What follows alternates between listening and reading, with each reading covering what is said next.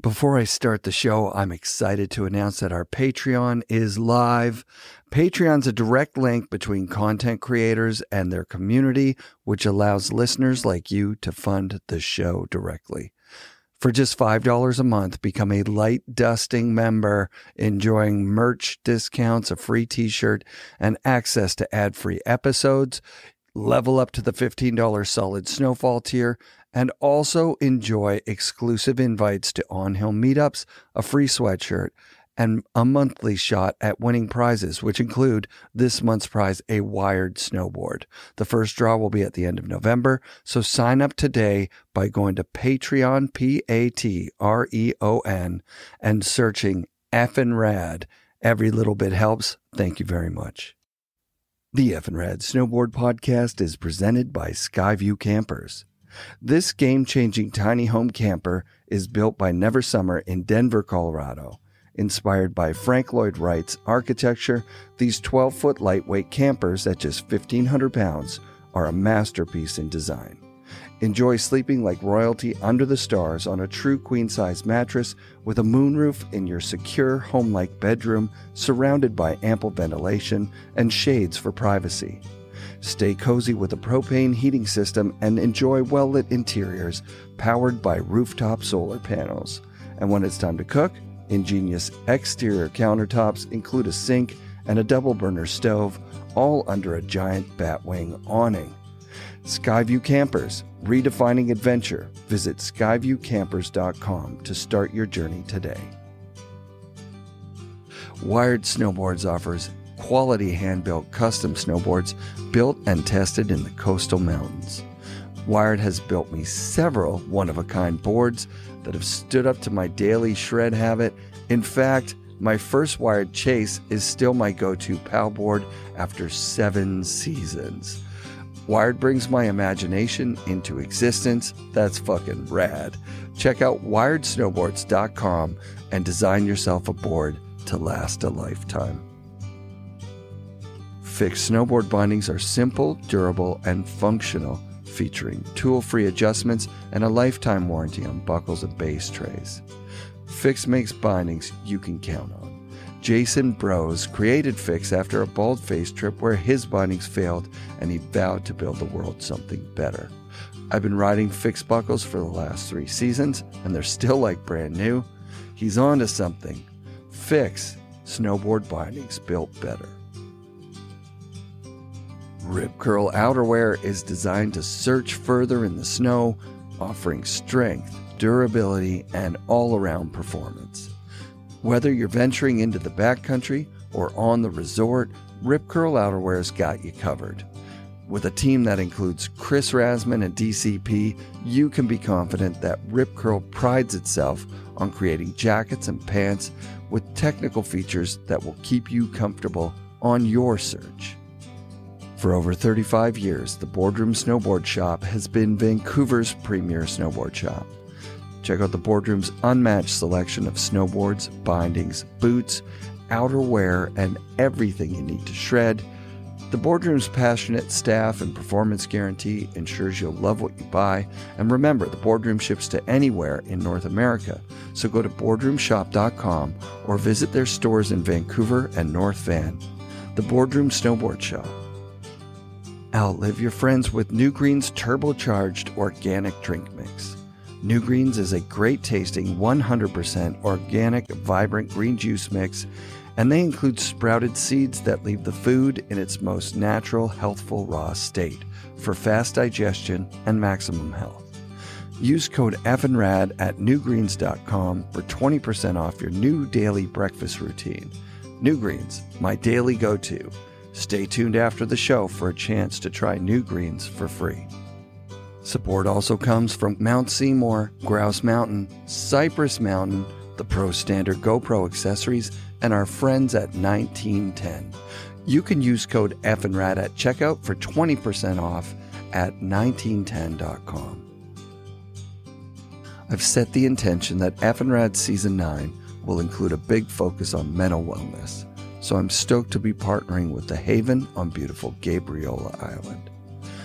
The Haven's 40 years of experience sharing knowledge about how to live more effectively as humans has helped many people. I just got back from a 5-day retreat, and I'd describe the experience as transformative. I know I've spoken a lot about psychedelic-assisted therapy, so I feel the need to say this was not that, and it was just awesome. The Haven has a full range of programs based on a foundation of radical honesty. Tap into your inner resources and liberate yourself from self-defeating patterns within the context of a group in it together, helping to provide empathy, witnessing, and self-acceptance. Go to haven.ca for more program information and use FNRad 10 at checkout for a discount. Also, feel free to DM me your questions about the Haven. Andrew Hardingham and Jonas Guinn are two incredible pro snowboarders from the Alberta Rockies who've spent enough time hunting, fishing, and snowboarding sketchy lines together to be the kind of friends who finish each other's sandwiches. Both competed in the 90s and later transitioned into world-class backcountry snowboarders. Some of the gnarly rock rides they've filmed have still not been replicated, much less surpassed. Andrew, the louder and more comical one, is complemented by Jonas, the quieter, still comical one, and to catch the two together was pure magic. Here's a unique buddy duo of amazing snowboarders, Andrew Hardingham and Jonas Guinn. Everything's different, but the services are actually quite affordable. I believe it's about $189 for a mobile service where we come to you, and then whatever tests they want after that. Thanks for the call, and also just call me anytime. All right, bye-bye. My apologies. This is a perfect way to start, I think. So if I have syphilis right now, you could we could know in 10 minutes? You have no idea how fast I can find your syphilis. I'm like a cancer dog. We just do smell. Those cancer dogs are real. Yeah. I heard a podcast on that. It's been in your system for 34 hours, 34 and a half. Wait. 35 and a half hours, you dog. Where were you? That's late. That's how we do it. Yeah. How did you get into that? That seems insane. I guess it's not insane. Every pro snowboarder that had to move on had to get a fucking job. Yeah. So this is your job. Yeah. And you know what? Pro snowboarding is incredible, and it took me around the world, and I knew exactly what it was the whole time I did it, and I wouldn't even save a year. I wouldn't knock a year off that career. And I had to be a hustler too, because if you can't talk or talk people into supporting you, you're not going to go very far. You need rich parents, or you need a sugar daddy or mommy. Yeah. But I managed to scrape by the whole time independently. And I had really supportive sponsors who didn't pay me a lot, but they paid me enough to feed me. With alcohol and macaroni and cheese, craft dinner, we call it up here in Canada. And that's the reason you and me know each other, I guess. Yeah, absolutely. Yeah. Right. Yeah, I was a huge fan. Yeah. I'm the quirk guy. I like the quirk stuff. You've been in this so long, though. For like podcasting? Yeah. Well, as long as I've been on social media, I've known about you. That's incredible. That's rad to hear. And I was a little bit late to social media, but I've been on it for a long time. You did a podcast with the Snowboard Project. Yeah. And who was on that podcast with you? Didn't you do? You did a couple pilots, or like a pilot. Oh, you know about that? Fuck, of course I do. Hambird. Yes. Yeah. Willie Millenchamp. From Jackson Hole. The absolute best human. Bluebird. Unbelievable. Wax. He's like the truth of Central American snowboarding. He just calls it out. He calls it like it is. And he's got a smirk on his face when he does it. And that's what I like about him. He's not cynical where he's upset about everything. Like he came up with the sticker, snowboarding, we liked it better when you hated us. Yes. And just basically saying when it was a rivalry between skiing and snowboarding. 100%. And that we hit it off since the trade show's been in Vegas, and that was like 10 years before it left Vegas. Yeah, that's amazing. So, and we just had this odd mutual respect. We knew of each other, never met, but we'd always see each other in Vegas and just be like, "Hey, dude." And he'd go, "Hey." come in here. I want to show you the back room of my wax booth. Right. Like, that's fucking creepy. I like that about you. I hope it's a stripper. I hope it. And then he just give me some wax. Yeah. Yeah. Because he sold wax, so he couldn't afford strippers. Right. Clearly. Yeah, you had to be ride to do that. Yeah, you had to be ride. You had to do K2 Corp. K2 Corp. That was pre K2 when they had the strippers in the booth. Remember? I do. Like, Yellow what Bus. happened? Remember Yellow Bus getting kicked out? They're driving the bus Yellow? out and like so Yellow like, Bus? the shape. Oh my god, Dude, you know. Yeah, yeah. And I don't want to be like I said up on the hill today. I don't want to be the back in the day. What I will say, without saying back in the day, when I just started getting into snowboarding, I just snowboarded for like 2 years because I was just rolling around and having my friends ride up my snowboard when I was upside down because we couldn't find a jump or whatever. Rad. That was snowboarding. And then what I mean by this is when I got into like the industry of snowboarding and I'd look at the brochures for next year's boards. Joyride, I remember they always had the best graphics for a 14-year-old. Absolutely. Now I think they all suck. Not their new boards, but back then it was like Really? You look Smokey at those the Bear. graphics? Yeah, no, I love that graphic I'm like still. a clean The Fuego, OCD nut. I got you. So now I got can't you. handle that. But what you said was Yellow Bus. Yep. So as an LA project, we had to write one letter to any company and have anything in it. And Yellow Bus didn't exist even in snowboarding almost. This was like their first year launch.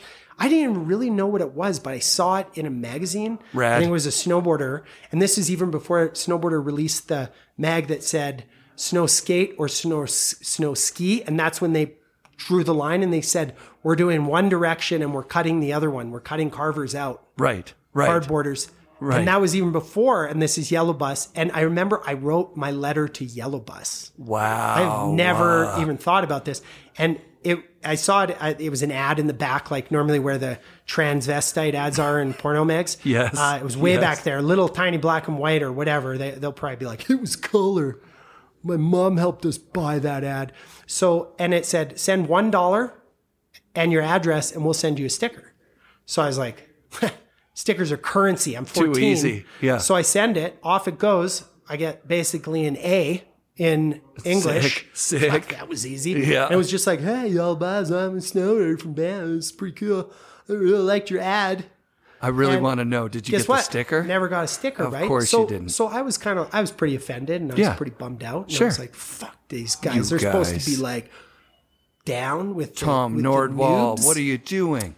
So, but then like maybe 9 months later, I got a reply and they had sent the sticker right away to the wrong postal address. So clearly he had astigmatism or possibly he was drunk or high back then Or both. Yeah. Or high Yeah. with stigmatism. But the whole industry was young, so no one had astigmatism yet. So yet. it couldn't have been that. It was drunk and high. Yeah. Yeah. But they're Yellow Bus. Yellow Bus, dude. That's so sick. And I still don't really know what it is. I remember seeing some boards come out. It was boards. But I got my sticker. They built boards for other people too. The Yellow Bus factory built some Ice Age So they were boards smart. that was like a part of. Wow, like, so they were business people. Yeah, they were business people. They just couldn't write postal codes. They probably thought it was a zip code. Didn't what's this weird number at the bottom? Didn't Ice Age try and get you on the team? Were you one of the people that they went after? Ice Age. Ice Age. No, I don't think so. Okay. Nobody went after me. Trust Nobody me. went after you? Never. Come on, that's surprising. I've never been hunted. Nobody was like, we want you for the team. You fit Never. this perfectly. It's all been, I would go to Vegas. Yeah. I'm not even joking. Listen to this nerdy shit. I love this. I was business savvy. I had that brain, even though I didn't know I had it. But obviously to last 18 years professional snowboarding and not have to take a second job, I'm proud of myself. Yeah, you had it. So You had it. I'm not brag. That isn't a brag. I made like $28,000 a year. That's pretty good money. I know I wasn't in the 1%. Damn it. So It's close. I'll get there. I'll make my 32. So I would go to every Vegas trade show with every good shot I had published, my covers, whatever. That's smart. And it was like this ridiculously huge resume with photos and everything. And I'd go and I'd give it I would only have about 10 because it cost me a fortune. They were like $38 to color photocopy and put in these binders. Right. At Kinko's, is there, Andrew, at Kinko's? Man, I'm a small town boy. I don't even know what Kinko's is. That's I've heard it referenced, so I assume it's like a big old Staples. Big copier place. I just went down to Bow Valley Office Supplies, got my shit done on probably a low res machine, and I was proud of that photo res. I just dug my photo resume out from Vegas. Oh my God. Because I filed all my magazines. Good for you. That's awesome. Because that was my money. No team manager would ever call you and say, hey, you got a shot in Meth and Mag in Europe. Right. We owe you $250. Right. You had to find it. So I had to. Yeah. That was it's a business. That's what the business is. If you could call it business, but it was like the hunt. Yeah. Yeah, it was D&D. I must find the realm of the emerald, which is Method Magazine. I did it the same. I mean, I was an enthusiast. You know Yellow Bus, as an enthusiast, I could sometimes get shots in magazines. It was crazy. I got some shots in, everything. What was your first? Snowboard Canada. A no-grab, hands in the air ballerina spin on a Rad Air Monk. So was it a sequence? No. The guy shot a sequence, but they did not want to put any of that in there. So you can't prove it was a spin? No, you could see from the way that I'm in my body. Could have been a shifty. It could have been shifty. You're right. In which case, you would have still gone 365 degrees. Yeah, could have. 363? 360. 360. 360 and then 364 degrees? Yeah. 365 is a full year of spinning. I think we're cracking a code here. Let's keep on this. But my best friend, Chris, that I lived with, he got the LibTech. He did a nice frontside air with the grab in there. I was so jealous because that's that competitive edge in you, though. Yeah, I was like, you wanted a better shot than him. Oh, for sure, 100%. Then Chris, that's why you're still doing this. Is because you do have a competitive drive. Yeah. And he's still my good friend. Like, it was so fun. Like, who won though in the end? Who got the better shot? In the end, Chris, I think I got the better shot. But Chris You always suck. got the better of me in that, like, we were at Hood one year, like, this is like 95. Yeah. And now I'm talking about myself, which is something I try not to do as much when I have an amazing guest like you. So I want to learn about you too. All right. So Chris comes down. I got food poisoning or altitude sickness at Hood. STDs. I know. STD. I know. I've got a few. Yeah. Yeah. So I'm like out for the day. He comes down Sounds like and syphilis. I go, did you ride with that Kevin guy? Kevin Jones was staying at where we were. He goes, yeah, he's pretty good. I think I'm as good as him. And I was like, what? You were spinning those jumps that he was spinning? He's like, yeah, I was spinning those jumps. Like, he was so casual about saying I'm as good as Kevin Jones that my heart sank. And I was like, I will never beat Chris. He's so much better than me. He's riding as good as Kevin Jones. Are you kidding me? Fuck, I'm fucked. You beat him in editorial, but maybe he beat you in psychology. Yeah, he did for sure. Because this snowboarding thing's just education. He wasn't trying. He didn't care. He didn't care. He still to this day doesn't care. Was he one of those care. guys, he really doesn't care, Chris? I swear to God. Chris, you sound cool. He didn't Chris. ride I'm for sorry. 15 years. He came down on a Hood trip and he was hitting the big jumps and just going Bicycle, for it. back on the bike. Yeah, back on the bike. It's Chris. So it's psychology. That's why he might have beat you in the psychology field. He did. You got him in the editorial. Definitely. You guys should lay everything out one day. We could do it. And count and measure millimeters. Yeah, because he was the guy from growing up as a kid.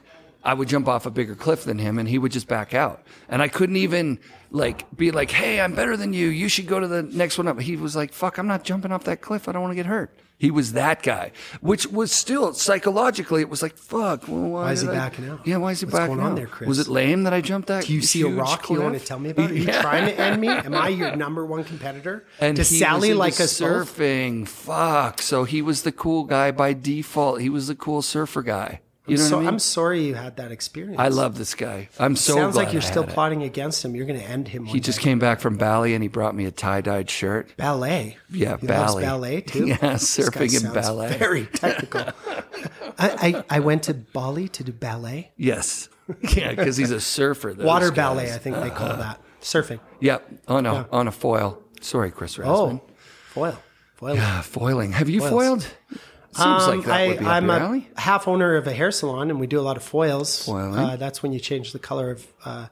Do you ever test someone's hair. someone for syphilis when they're sitting in the chair? I don't test anybody. No? To be honest, I know Really? I told you that earlier. I just set it up. Okay. I just want. You're the middleman. I don't want to abolish STDs because they need to be there. They have to warn us. They have to make us smart. But I come from Banff, which until that dirty Whistler came along, we were the STD capital of Canada. Rolling Stones magazine 2 years in a row. And then, oh, Whistler, we have more sex than you. And they won, and they did. They beat us by a landslide. But it's easy to move on and say, well, then we don't have STDs anymore. But we do. Let me tell you. Still do. Yeah. It's your business. So I just want to fix it. You made it your business. Was that conscious or subconscious? You're like, hey, it's STD such a long capital of the world. It's not a long story, but it's a story that buys me lovers and haters. Got you. And I'm okay. How about I give it to you in a nutshell? Let's do the nutshell. After snowboarding, I started a event company. I do boutique spirits, so I do the Banff Whiskey Experience. And I tried to, during COVID, I thought it would be a challenge to start an event. That's a great idea. So I started the Banff Whiskey Tequila and Mezcal Festival, not Banff Whiskey. That never launched because no hotel would give me the space, even though I was going to test everyone. So I bought all these tests so that I could test all the clients, like 1,000. Yeah. And I was going to be the first event. Make it safe, right? Or whatever you want to think about that. Absolutely. Make it government happy. Yes. And they just shut me down. They said, no, we can't have more than 50 people. And I couldn't make money. So anyway, it's been off for 3 years. But what happened was I ended up with all these tests. So I said, fuck, this is thousands of dollars in tests. I got to try to sell these. And I found out real quick, I'm not allowed to sell medical supplies online. Okay. I basically was reached out to by a company that organized these tests, and they said, hey, can you set up a few of these testing sites for us? And so they hired me to do that, and I did. And I did a really fast, crazy job all over Western Canada. Set up a whole bunch so that travelers could get home because the government was blowing it. Yeah. 72 hours to get your results back. That was nuts. If you even could get a reservation, and you had to wait in these lines. I was like, come on. I'm from a service industry town. This is not okay. The Canadian government is blowing it. Yeah. They put all these rules on you, and then they won't solve the problem. So whatever you want to think about that, I don't care. I didn't never talk about COVID politics. I just talk about the psychology of it. We made it so you could drive through, not get out of your car, get swabbed. And it wasn't my company. I worked for some other people. And you could get swabbed, and we would get your results within 45 minutes. And you could get on a plane. You could basically do it on the way. Yeah. So then after that, after all that craziness ended, we kept wanting to solve some of the problems of Canadian healthcare. I know this is boring as hell. No, this is dope. We've all been, we've all sat in the an emergency room for 4 hours for like a cut. Yeah. Because they're so overrun, and it's a massive problem. So what we're doing now in Banff is we're going to try to do the fastest testing in Canada. We're not going to try. We already do. Nice. So we can do anything instead of 48 hours through public health care, we can do it in 2 hours. That's amazing. With results. That's sick. Anyway. It's a niche. That's that. It's a niche. And I enjoy it because I actually had a testing site set up at the bottom of Sunshine. Are you kidding me? A year ago. What? I'm not even kidding. That's unreal. It was a trailer. That's crazy. Yeah, we called the Mexican version of you. Like, so we found out like, oh shit, we're flying tomorrow. There's no tests at the airport. The fuck are we going to do? So, and the truck that said right? 1 hour testing, fly, I went to the 1 hour testing truck. It's closed. So I go to the 1 hour testing clinic, and I'm like, okay, we need to get tested. They're like, we are closed for the day and it takes 24 hours. I said, well, then why does it say 1 hour?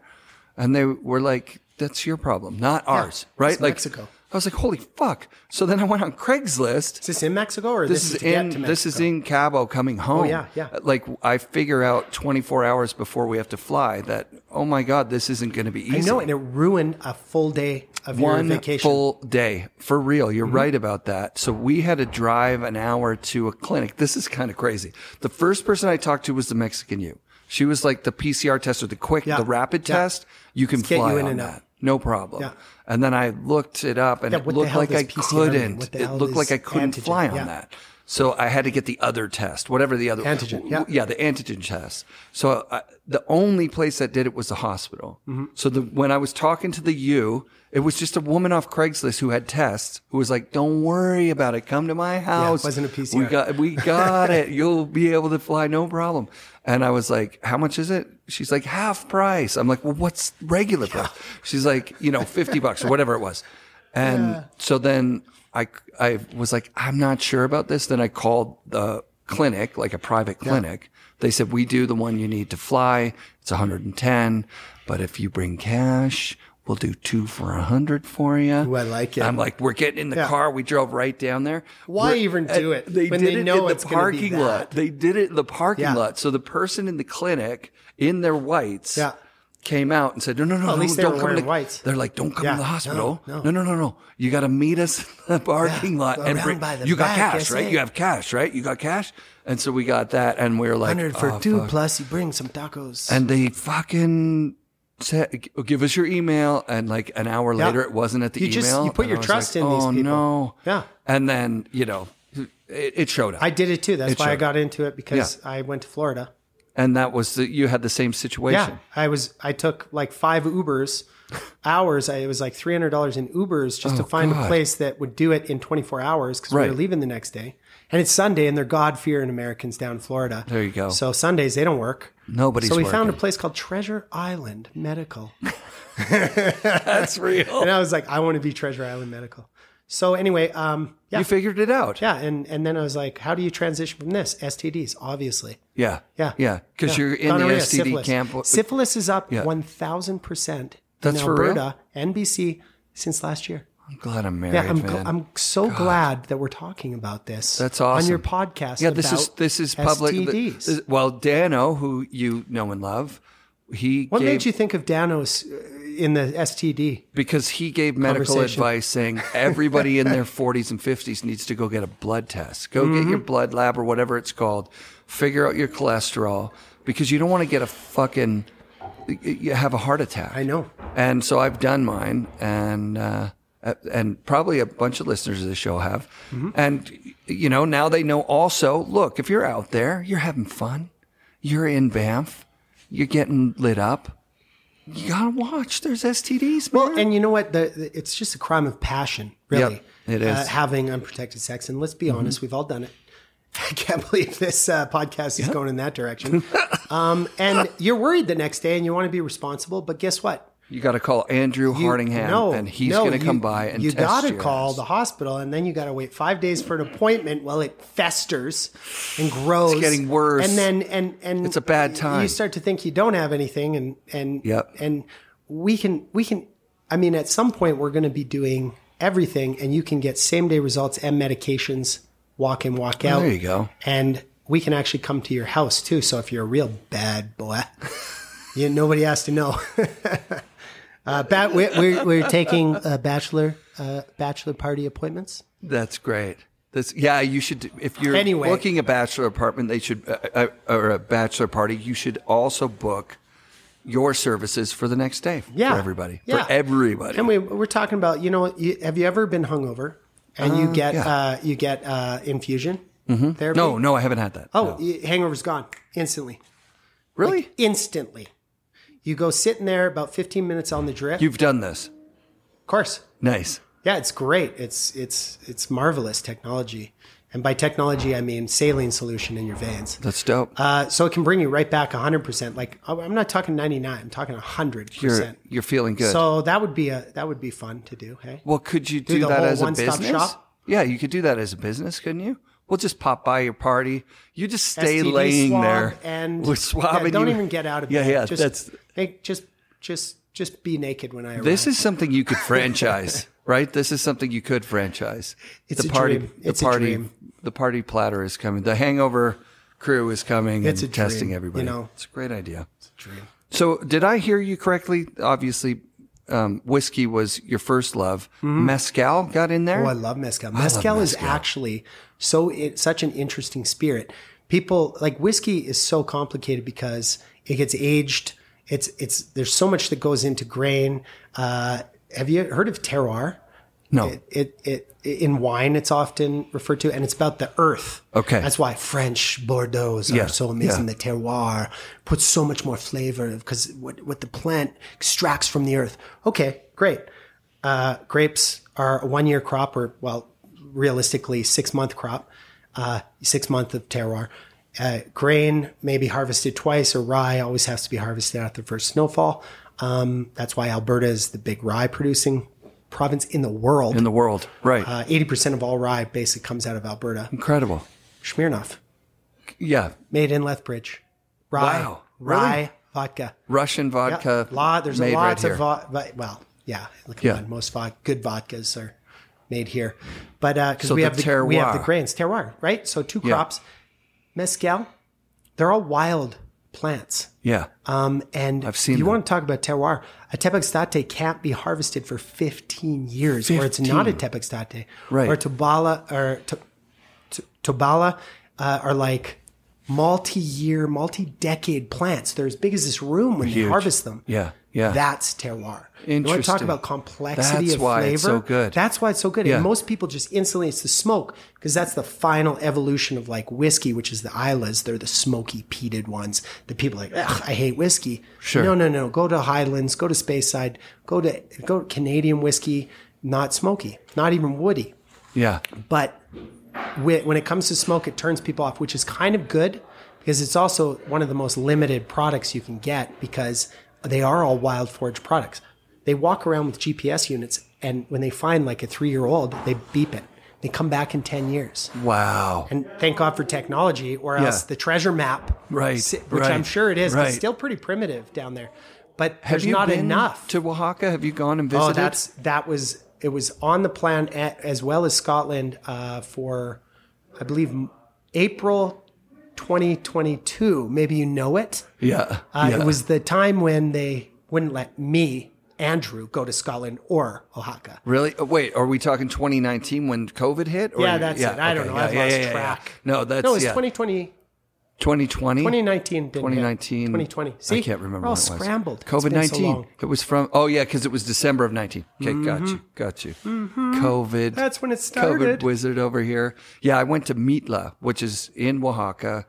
There's like literally, like a fucking donkey dragging a giant stone wheel over these Most places still do ancient that. cacti. Yeah. It's crazy. So you've dove in, so you've got some education. I love it on so much. The last time I shared a glass of mezcal with someone who wasn't my wife was Bud Fawcett. And he's like, everyone told me I had to get this mezcal, but it tastes like football leather. And I was like, oh, you, what? He's Once like, upon a time it did. That yellow shit that used to come in. I don't even know what he had. It with was a worm? good. It was good. It was like Casamigas or something. It was like a good, it was a good mezcal. Yeah. We drank it until we were drunk. Black powdered bottle. That was the one. Yeah, That it's was really the good. It's one. an Espadine. It's really, really nice. Yeah. Yeah. And I mean, down there's mezcal tourism. So you can get on a bus, get hammered. I want to be a tourist. Oh down my there. God. It's just great. It's really, you feel like there's something about people will say, no, don't have this mezcal. You want to see my family has a mezcal, down the street over here. And they're that all happened. so different. Pachuga, have you heard of these Pachugas? I had of course Pachuga. You have. I didn't Your even wife know sounds what it cool, too, that was. she's drinking So everything. our favorite was Pachuga. But then when we found out what it was that was in there, we were like, oh, It's not really in there. Yeah. It's kind of what the copper in the still does. Sure. The flavor. It just engages. Because, Well, the Pachuga we had raw chicken in it. yeah, they hang the breast of a chicken or a turkey or whatever. They have a vegan one where they hang It tastes the fucking best. I love it. That's all there is You know what they to do, it. but It then tastes the they best. they redistill it one more time with like rice and fruits, and that's why it has like a different. They have so much fun with mezcal. Yeah, mezcal traditionally, from what I understand, was just like the poor man's drink. It wasn't. Yeah. There's no tequila was like this high end mezcal. It was marketed. It was a marketed mezcal, and people would only drink tequila, and mezcal was considered kind of dirty or something. Peasants. Yeah. But there's a drink I drink. Tequila is a mezcal, by the way. It is. All tequilas are mezcal, from what I understand. Just one of the agaves in the mezcal range. Right. One of my favorites. I can't remember. And it's not know enough about it. It's not great, and it's not really mezcal. But there's a fermented cane drink in Mexico called mezcalito, and it comes in these little plastic pineapples. Never tried it. It's about 70 cents for a 26er. Yeah. And it gets you wicked drunk. It's about 26%. So it's very sweet. It's easy to drink. Sounds like that Loco drink, you know? Yes. It's very much like Four Loco. Four Loco. Yeah. It's very much like Four Loco. It is awesome. Not everyone can afford a bottle of mezcal, right? You need your Four Loco somewhere. Yeah. And mezcalito is like, I swear to God, it's the cheapest alcohol fermented in Mexico. And then distilled. It's crazy. Or is it just fermented? It's distilled, I think. We could honestly talk about this for okay, so an hour and a half. When did you get into snowboarding? What era? What was your first board kind of? What era is first Hardingham? Early 90s. I was a ski jumper, and then I... Like the ski flying thing? Yeah. Okay, yeah. Okay. Come back in a bit. But we'll catch up this afternoon. I didn't order anything because I want to stay light. Yeah. Light on your feet. You're on a diet. I get it. You need it. You need to be on a diet. Eras of snowboarding. So, I was a ski jumper with my cousin. My cousin was a ski jumper too, James. Yeah. You just met? Yeah. He ski jumped well into How do you get into ski jumping? Isn't that too dangerous for kids? No, that's when they want you. They have a kid You know, ski kids jumping always want to program. hit the jump. Absolutely. I showed up at Norquay. And I was like, these jumps are sweet on my downhill skis when I was just like, I was 7 when I started. Rad. And they were like, we need more ski jumpers. So they're like, you like that jump, kid? You want to hit it? And they called it the 15 meter. It was just like booter. You did hit it on my 15 skis. meter jump as a kid. I probably went 10 meters. Still, that's 30 feet for all you Americans. I cranked off this thing. That's a big jump. Yeah, 30 it's 45 feet more. Yes, 30 meters, right. I don't know if I was or 15 meters, meters, 3 feet. I was on downhill skis. So then he's like, "Oh, you like that?" I'm like, "Yeah, I fucking love taking off the grass, sweet airtime." And so that's what you sounded like as a kid. Did I just plug the other podcast? Yeah, what Jody's the asshole. best. No, Jody's the best. Bombhole Airtime, love those guys. Airtime. Well, he obviously got the name from somewhere. It was probably my first jump on downhill skis. Airtime, he probably heard about that. Airtime, and he heard it. In his mom's womb, probably. So anyway, they were like, "You want to jump?" Yes. Long story short, I ski jumped for 4 years, and then I was kind of a troubled youth. Not really. Just I wasn't getting along with my single mom. So my dad lived in Australia, and they negotiated a treaty where they'd get rid of me and dump me on my dad in Australia, who wanted me. You really get to the heart of us, don't you? And so I went out to Ayers Rock, Uluru. I don't know where it's now that called is. Uluru. It's been changed. The name. Big red rock? Big red rock, the Energizer Bunny goes in front of. Good. So it's back to that was my backyard. I was like the closest house. Right now. Well, no it was still 20 kilometers away. Yeah. So I lived out there for a full year, 54 Celsius, whatever the fuck that is in Fahrenheit. That's not America's even possible. Problem. That's a sauna. No, that's as hot as a sauna. I was from Canada. Yeah. And I didn't have shorts. I showed up with 4 pairs of corduroy black jeans. I wore them to school every day. I had to ride my BMX bike. Yeah. Long sleeve shirts and corduroy jeans in plus 50. And they don't close school there. And I get there. This one time it was so hot, this bat just hit me in the chest and stuck to me. And it was like, I fucked up. Maybe that's why I dealt with COVID so well. I was immune because this bat, maybe. I didn't fuck it or anything, but you get the gist. I definitely made out with it a bit. Like I'm a gentleman. As you do walked when it a home bat after. sticks to you.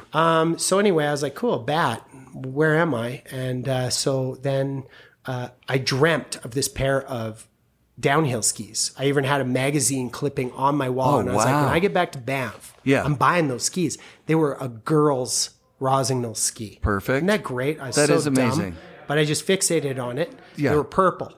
And I walked into Menards as soon as I got back, and I had some I'd been washing some windows, so I had about $35, and I put them on layaway. Oh, I love layaway. And they were like 1 year old at that point, so they were like on sale for like $350. And I was like, I got 10 more payments to make, buddy. You will be layaway. mine.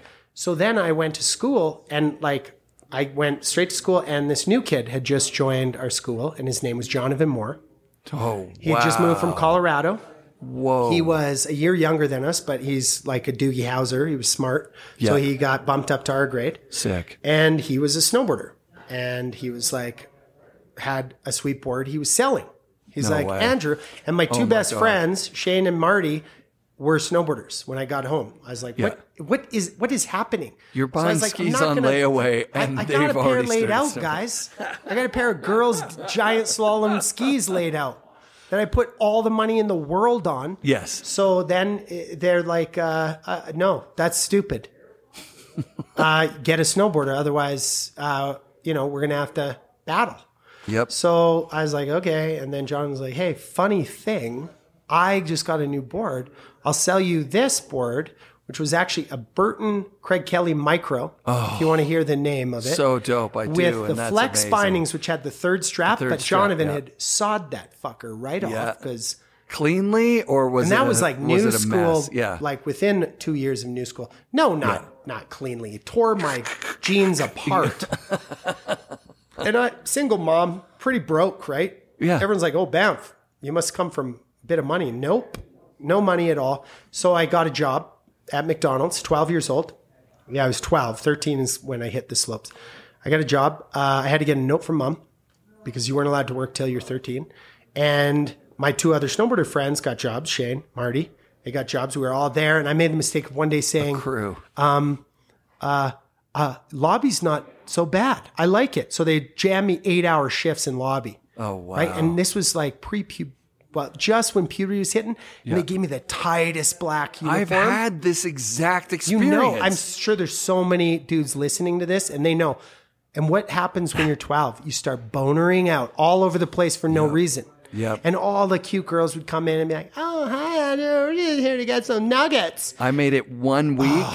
The girls' volleyball team from the all-girls school came in and like Come a lineup, on. and all they wanted was ice cream cones, and I didn't All know they how to wanted make the was cones to yet. torment you. I didn't know. And So your I'd have to hormones. turn around, make Yeah. the fucking sloppiest shitty cone ever, try and hand it off. People are like, I don't want this. This is garbage. And there was like a line of 20 more of Yeah, them. but it I was came like, with a this is boner. killing me. This is killing me. Yeah. Yeah. Yeah, lobby sucked. Oh, and I had this big, this shirt from this must have been a 250-pound woman with big boobies. So my shirt was massive and it hung over, and it had these big stretched out boob holes. But you're 12, you don't argue with your boss. No, you take no, it, they you just- put it you on, take it, you and put then it on. Stampede rolls around. They want all the staff to wear a straw cowboy hat, but it was Oh, like an wow. 8-gallon, Oh, not like a wow. 2-gallon. Oh my God. So, and everyone's like, no. And little dumb Andrew's like, okay, I have to go clean the bathroom because I'm bonering out again, and I'm tired of tucking it in my waistband. I snuck in the basement and ate the hot mustard sauces from the nuggets, just on Straight. its own. Like just straight. You yeah. ran on mustard. I dude. ran on mustard. I got fired, man. I got fired in a For week. eating mustard? Yeah, that was a part of it. Cutting the that was mustard definitely too a much. part of it. They're like, somebody went down in the basement and ate a box There's of mustard. 465 open mustards. Like, why? And you're the kid who always Sustenance. orders the McNuggets with the extra mustard. And it never happened before you were here. But yeah, no, I got fired for not and why is your showing up. waistband 3 inches larger?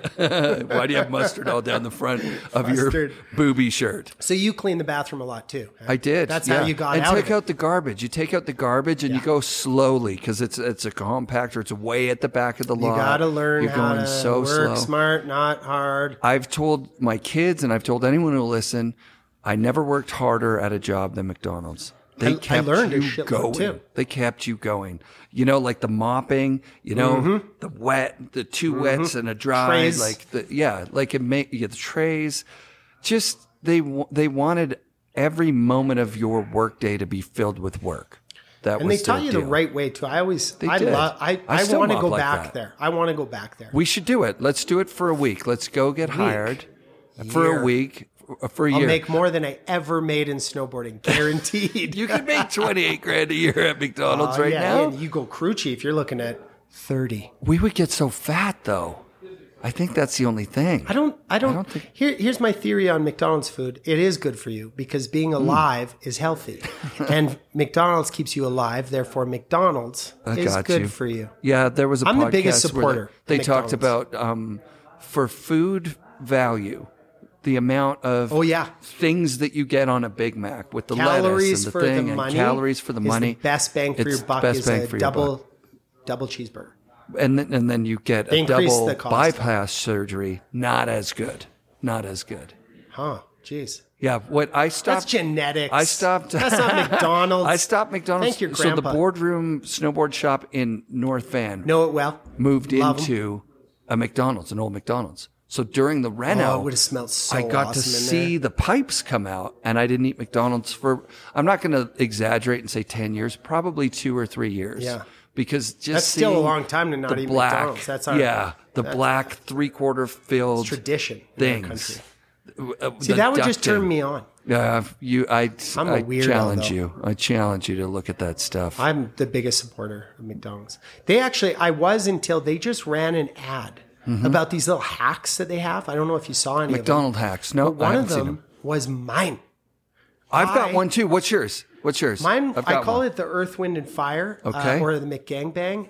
It was where I wanted the ocean, and then I wanted the land, and then I wanted the air. And you can call a chicken not a bird of flight, but that was my air bird. Okay. And then I had a cheeseburger and then a fillet of fish on the bottom, and you take 2 pieces of bread out, you make that thing. It was about 1,300 calories. Yep. And if you could get through it on one a day, night, one a day. Low calories. So we went to Whistler, and we go to the McDonald's, and they said, "We're sorry, we're out of beef." Yeah. And so I was like, "Give me Big Mac. Can't be out of beef with 2 fillet of fish patties, and let's call that the McFillet Deluxe." And so then I ordered that, and then the guy behind me said, "Give me a McFillet Deluxe." And they knew what it was. I was like, I've invented a thing. That should have been the McFillet Deluxe. The sign that the McFillet Deluxe is on the menu. Now, was the McFillet Deluxe ever on the menu? Never. No, they haven't put it on there. They copied you, but with chicken. Right. They've done the chicken one. So they're going to do, but I don't know. Would they call it the McFillet Deluxe? It's not as good, too. I hate to put down my homeboys. Yeah. I try. You know what? That marketing got me. I went and I bought one. I took a bite and I threw it out. It was gross. The double chicken Big Mac. I couldn't get through it because I felt like I was full after like a quarter of it, which is unlike me. Like sometimes I'll get a bite and it's too much bun, and I'll just spit out the bun bite and be like, "Next bite, please." The whole McChicken one was a bun bite. The whole McChicken felt like a bun bite. Too. Felt like it was There's too much. Half-assed nugget in there. Yeah. What I wanted was the nugget. What I wanted was the actual nuggets. The nuggets are good. Oh, I'm drinking a Caesar right now for everyone without video. There you go. Perfect. Okay, so first board's Micro Air. That's great. Micro Air. It's a great board to start on because you're going to be able to actually learn how to turn. You're actually going to flex the board, and you'll be able to jump and grab your board. The best snowboarder in our school just rode it, so it must be good. Even had an Oakley sticker on it, fluorescent green. Come on! And I only had $200. Yeah, thanks to McDonald's. So I gave him the money, and it was $250. So he withheld the leash. That's the best. And it was an iguana leash with the coily doily. Iguana. And he's like, "You don't get the leash until the extra 50. I need it. Apparently. You know who probably I didn't printed know that anything leash? About it. Derek Height. Really? He worked for Iguana. He poured the stomp pads and he screwed the leashes. Yeah. That would have been. Yeah. 91, 92. Probably would have been Derek Height made Iguana equipment. That's cool. Yeah, that's super rad. So did you pine after the skis? Did you go get your $35 You know what? I went in, I made up some story about my uncle bought me another pair of skis. Yep. And they have to keep 10%, which was $35. And they just go, "Here, kid, you can have your money back." So kudos to Minodes for that. And now a good friend of mine from the Minode family operates it, Nick, and he's still great. going. And I'm like, "You guys have always been cool with me since you gave me my $35 back, and I could get my leash from Jonathan." That's why you got to support your local shop, is because you could have a 30-year history with these people Big that are time. they're working their asses off trying to figure out But what no, you it's want. his dad opened Unlimited in Banff. Oh, too. sick. Yeah. Oh, that's dope. He hasn't owned it for many, many moons, Yeah. but it's still Unlimited. It's a great shop in Banff. Yep. Rude Boys, those are the two. Those are the two in Banff, Yeah. for sure. Rude Yeah. Boys has multi-shops. I'd imagine one of the shops was one of your first sponsors, right? You would have got on My with very somebody. first sponsor was Rude Boys. Of course. Yeah. Yeah. They were awesome, too. Yeah. Because we would just hang out there anyway, like any kid, asking for free stickers and trying to catch a look up the girl's skirt. You'd ask her to try on shoes, and she'd have to go way up a ladder. And you'd be like, peekaboo. Sorry, I'm 13. Yeah, you can't cancel a 13-year-old, I don't think. That was Rude Boys. And they were really supportive, paid all our entry fees. And So you go to contests. That's the era that you're in. Loved contests. Is contests. I remember contests, Andrew. Yeah. You did well. I did. Yeah. Even when they dropped me, I left junior men's, and I was doing well. I get a lot of firsts. Did you do World Juniors or anything like that? No, I never did one of juniors. I got into, as soon as they put me in men's, it was called Men's Am for some reason. There's no pros. So I was like, oh shit, now I got to go with all my heroes and compete against them. And that was like Greg Todds was in riding pipe, and Joey Vosberg and sick. All these, Scott Newsom and all these guys were riding pipe. And sorry to date myself. And I was just a little guy. And then I did really good. And I was a competitive kid. Like I quit drinking when I was like, what's grade 9? You're 15? 15, 14. Because I was like, I have to focus. Wow. Yeah. That's actually pretty fucking dope. And I didn't drink till I was 18. Amazing. In Banff, all my friends did and stuff. Right. I quit smoking weed just before that, not for any other reason than it just made me stupid. My friend told a joke, and like, I laughed 9 minutes later. And I was like, oh, fuck it, I'm quitting. That was ridiculous. I don't like this.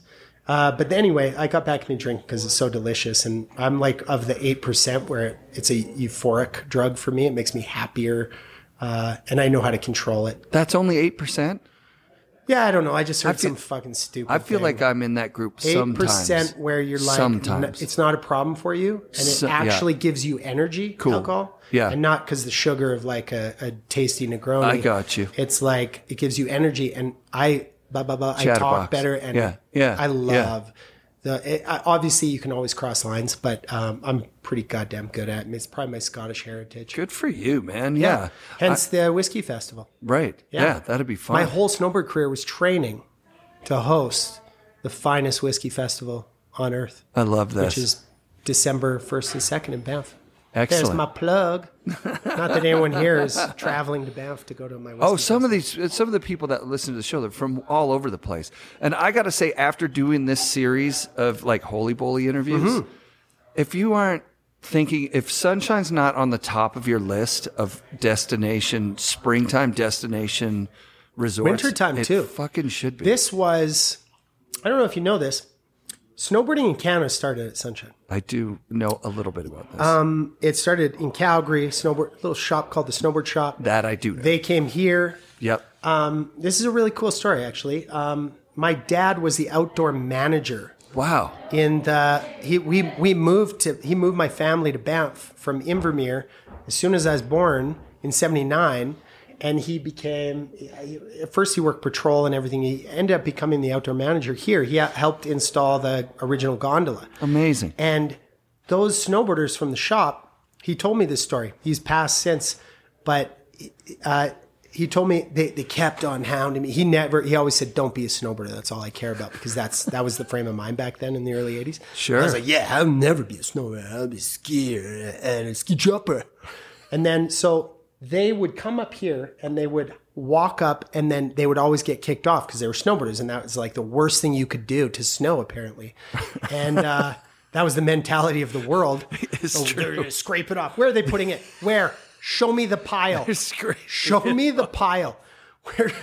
Okay, so I still had a nurse who hated snowboarders because we scraped the hill out. That was like 5 years ago. Wow. So anyway, he finally got so sick of telling them they can't snowboard that he says, fine, you can ride, but you have to walk. We can't lay you on the chairlifts. That's amazing. So we moved to Calgary for a year when my mom was traveling around nursing, getting her degree.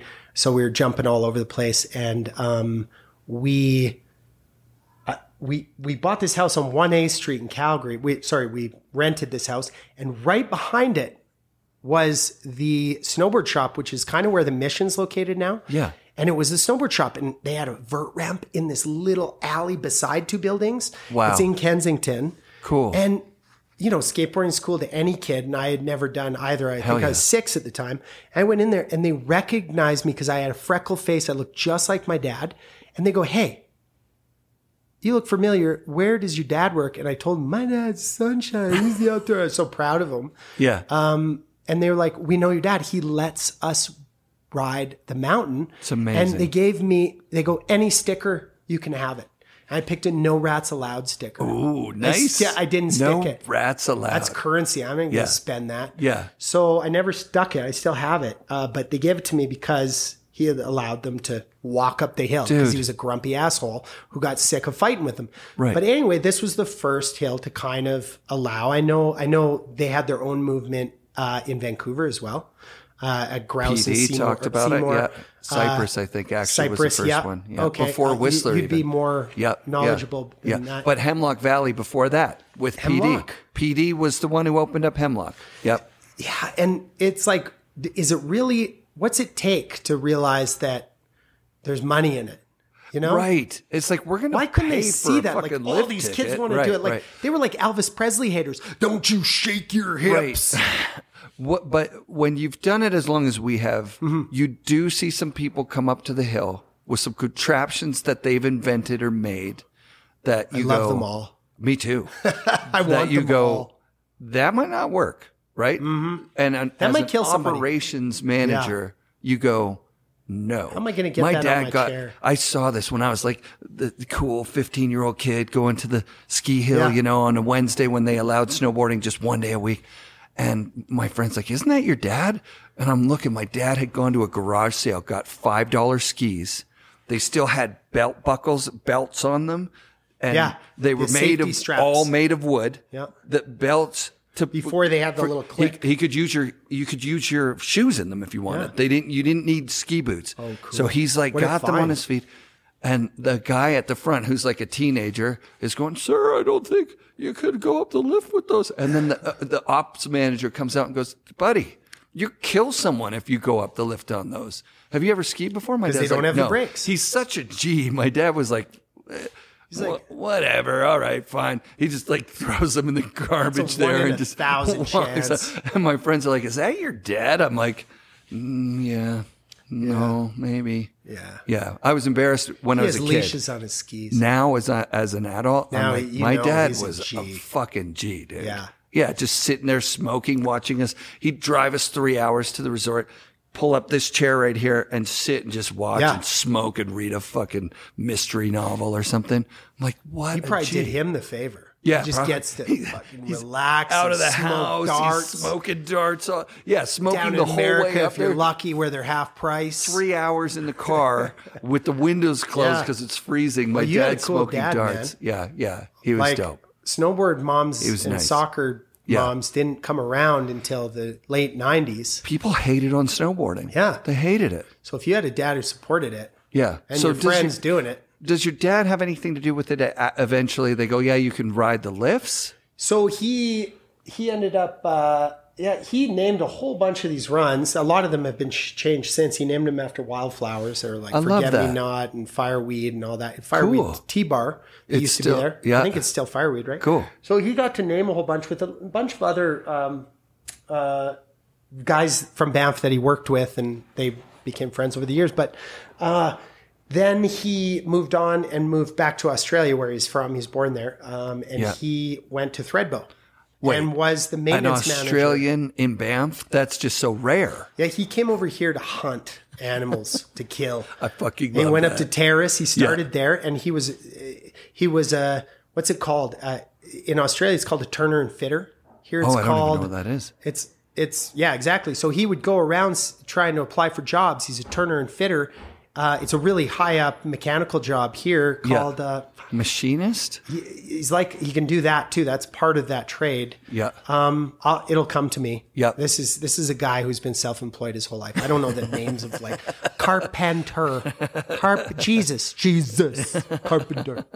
No, he was a millwright. Millwright, right. But he went around saying I'm a turner and fitter, and they're like, we don't know what that is. Fuck you. Yeah. Skin this fish and put it in this can. And he could do and then that he'd go shit. out and shoot, and he's got all these old 8mm vids that I projected on a wall one day. I found this box, and I'm Rad. like, oh, please don't be porn. Please don't be porn. And none of it was porn. I guess Were you film really was too please expensive. don't be porn?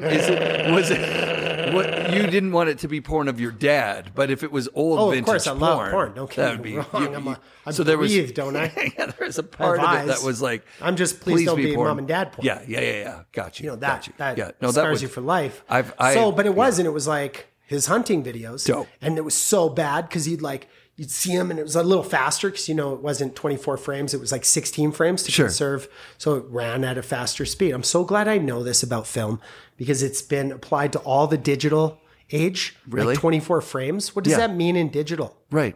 Why? 60 frames? It doesn't mean anything, but it's pulled over from film. And because Sandbox, we used Bolex 16, nice. H16S's. Yeah. And Bolex 16 millimeter. What and a time. We even did 32 mil. We had to learn those film speeds. Yeah. Well, how cool is that? That's so I'm cool. honored that I caught that rear end of film. So anyway, I watched them, and there's a grizzly charging at them down a hill. No. In my world, it was an urban legend that grizzlies can't run downhill because their front legs are. So this was disproved on the spot. So I'm like, watch on, move on. And it was him. And you see some sheep and he dives and he shoots, and like 4 feet in front of him, the ground just explodes because he shoots into the ground. And I was like, Dad, come downstairs for a second, please. I'd like to talk to you about this video I just saw. And he's like, Andrew, that was in the 70s. So he came over to hunt. He wanted the wilderness experience that Canada is, like the Dick Preneggy. Yeah. Like the Lost Alone in the Wilderness. Right. He wanted that. And so many people want that. Yeah. From Australia and from all over the world because it still is an unfettered wilderness here. You can get that. We all live in this tiny little stretch of Canada. 95% of us. So there's still like this cool wilderness. So anyway, that's what brought him to Canada. And he was a millwright, so he could do all this stuff. So he's valuable to Sunshine. And then he moved on. I think Panorama he worked at as well. Moved on to Threadbow. So I'd go do Endless Winters. Right. Yeah. 6, 7, and 8. I'd go to Threadbow for 2 months. That helps. And ski. That helps in our with, summer. Yeah, that helps with. It was cool. Like keeping, especially in competitive Andrew days, when you can keep the summer progression going. And I would go as my first independent trip, 18, turned 19. As soon as I got there, I went snowboarding in Australia for their whole season by myself. Dope. And I competed. Holy and I had shit. no idea what to expect. I didn't know. I just was sponsored by Option, but my contract was, I called it C-Team. I had a $1,000 travel budget. I got 3 boards a year. C-Team. C-Team. That's good. I wanted more, but who doesn't want more? $1,000. I was happy with that. And 3 I'd go boards. and I'd sell next next year's boards. You sell 2 boards. So dope. Yeah, and I'd hang out, and then I started winning those comps, and I got what I thought was a lot of money. I'd like make $10,000. Have you won a $10,000 contest where you got a check for 10 never. G's? Fuck no. But you won some thousands. 5,000 down there. It was cash. Yep. Wow. They just gave me a fat stack of these weird plastic bills. Which Canada has now. Now we have them, but then And I was like, and they're purple and all different colors. Kookaburra on this one. Oh my god, I'm so rich. And so then I moved up to every year I'd go up and rent a place on the Esplanade in Burleigh Heads. Yeah, and I made some really great friends over there that I still communicate with. And I went back about 3 years in a row, won lots of money. Jonas, Guinn, and Kelly Scovana came down, and I'd always beat Jonas's ass. He'd always get second. Really? Yeah, like I'd have to. So I'd he's your Chris. fall. He's your Chris. He was on your because heels he never psychologically never got. Because we did compete, but he's the only guy who would drop these lines with me, right? Or even sometimes innovate. He could look at something and find a really interesting line too. So we always competed, but we were always like, oh shit, he one up me. I got to one up him. And then the next week it'd be a bigger rock ride or a bigger cliff tour rock. Those things. Yeah, it was fun. Let's talk about that era because it's something that really is uniquely you. Like, did you see that video? It was maybe 2 years ago on social media.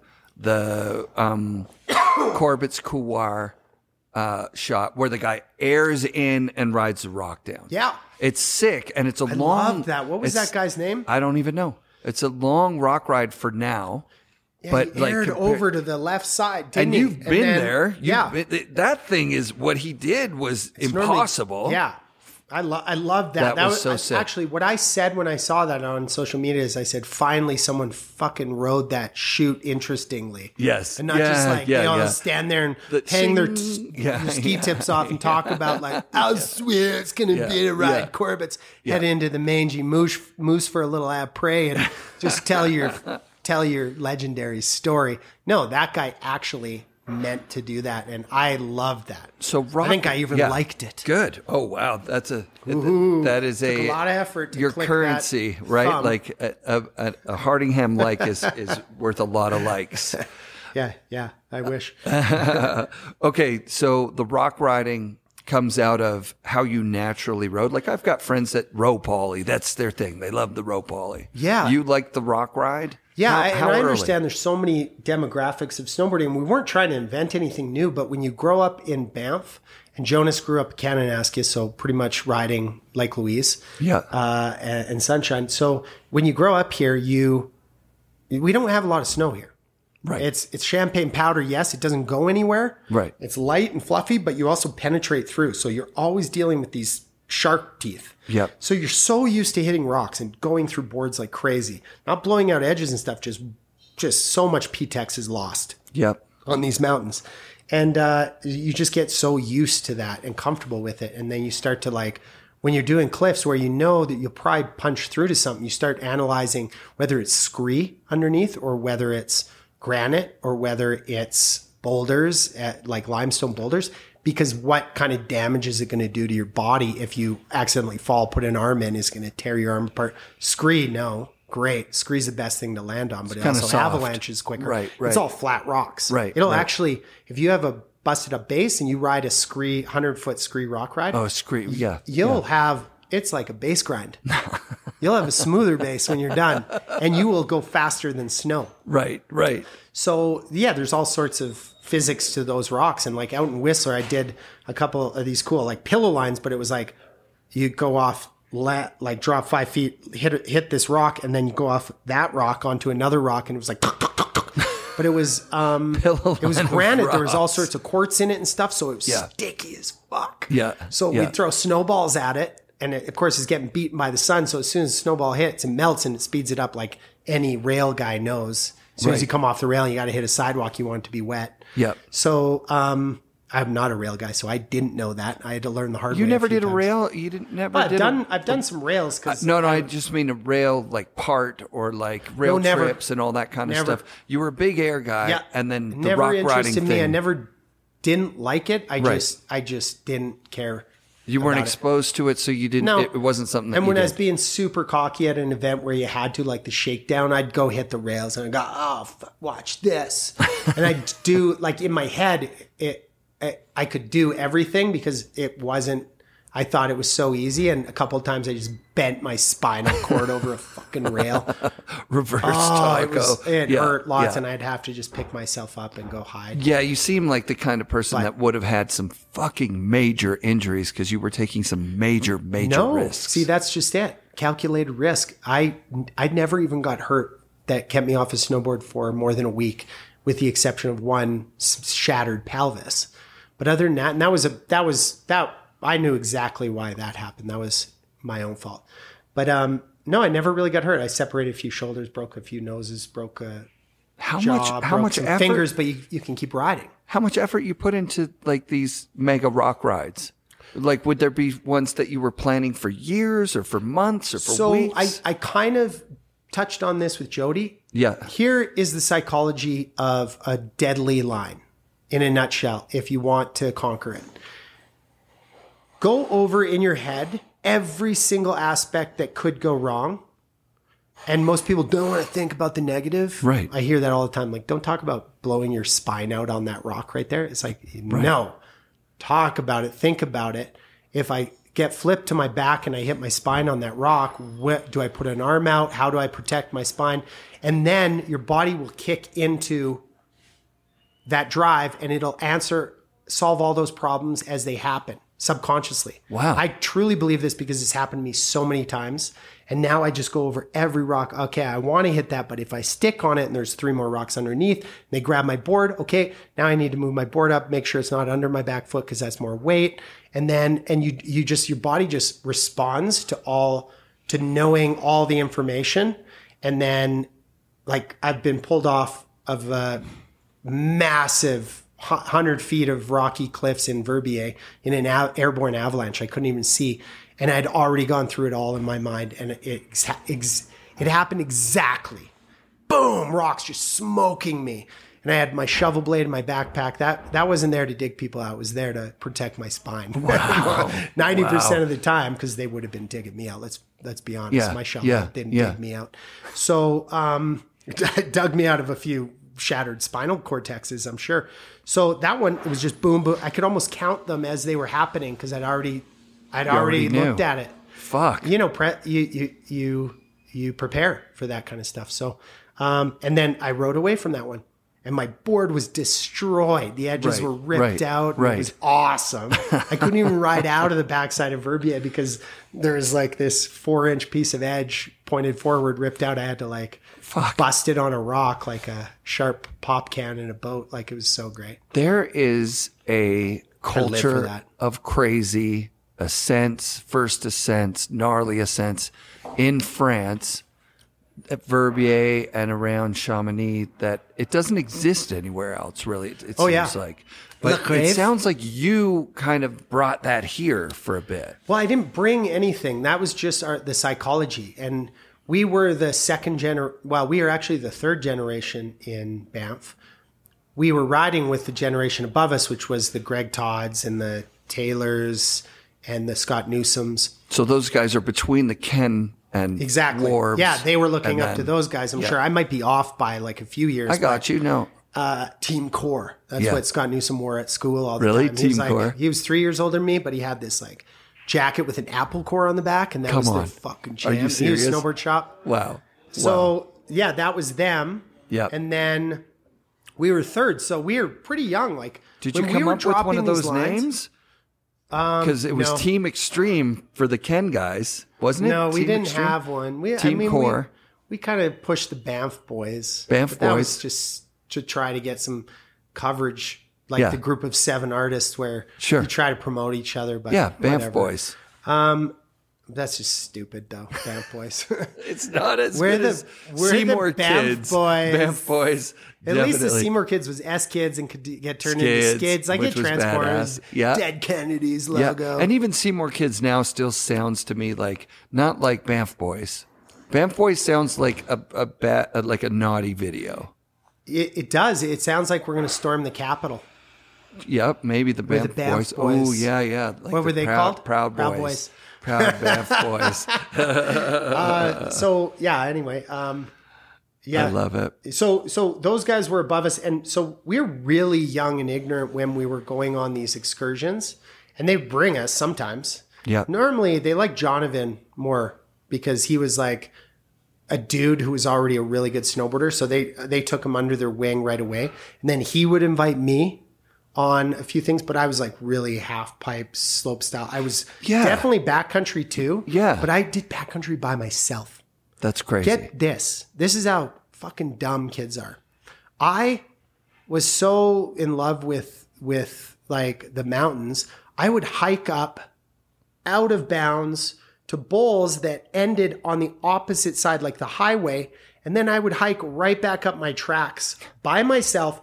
And we're talking 3,000 foot bowls, no rocks and cliffs. Like it wasn't we're going to get like point releases or anything. Right. But ignorance is bliss. Then I started taking these avalanche courses. I'm like, great. Now I need friends. Right. And I hated riding with people because we just had, when in the early days, they all wanted to jib and butter, and there wasn't rails, but there was like Norquay put a big purple Beetle car at the bottom, and you jib it.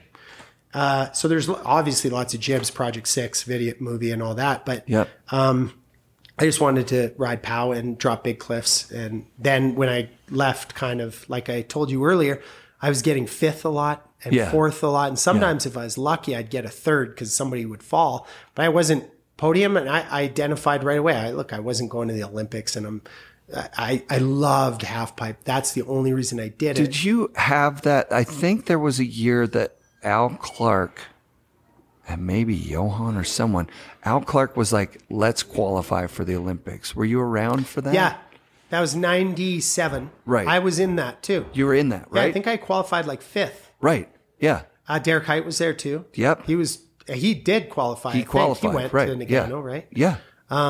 Trevor Andrew, Mike Chuck, and there was one other Canadian. Oh my God, what a crew. Like just that list of people. Isn't that Holy cool? fucking and shit. they were like, Michael Chuck at that stage was untouchable. Unknown. No, he was unknown. Oh, what? He hadn't even done the wet cat or the Michael Chuck flip yet. He hadn't done it yet. He hadn't done a double, but he was a trampoline guy, and he was always like acrobats and stuff, and he could spin like on a mogul. He could do a 1080. I don't think I ever saw pre Michael Chuck. I don't think he was I saw like my age, so we competed a lot. Yeah, against each other. But he wasn't like getting exposure in magazines and stuff. No, not at all. He didn't have that that mentality. Right. But then he kept at the competition, and then it was that U.S. Open 97 that he broke when Terrier said I think he podiumed like 2nd or 1st, and he said today is Michael Chuck's day because he did the first ever double. I was there too. Yeah. Wow. I qualified to go into the U.S. Open. Out of 200 people, I qualified 2nd. And then I ended Congrats. up once again in like 14th. That's the hardest Honorable, thing, hey? but who gives a shit? To qualify 1st or 2nd, you just think, fuck, this is my contest. But and then they have all the pre-selected guys that aren't in that 200. U.S. Open is open for all you douchebags like me to go. Yep. Then I was like on a high horse. I'm like, sweet, I did really good. I'm going to work on that run. And then then they release the piece on you, the Terriers and the Daniel Franks and all that. Yeah. And then, but I still held up. And I remember even. Good for you, man. I got 3rd in the Big Air that year. Sick. And I got 2nd in the border cross or something. That's fucking awesome. I always did all 3. And then there was one year they had a quarter pipe too. And I wasn't really good at quarter pipes. My cousin James was the quarter pipe king of North America for a few years. He won everything. Yeah. But I didn't do good at that. But I had 3 out of 3 decent results. But again, if you're not winning, fuck it. So yeah. So what was? Go ride. Do you remember mountains. that era of like looking at it and going like, I could continue to compete and get 7th or 3rd or whatever, and make some money at it. It's fine. And make my sponsors think I might go to the Olympics one day, so they might keep me around. Right. And then you were like, no.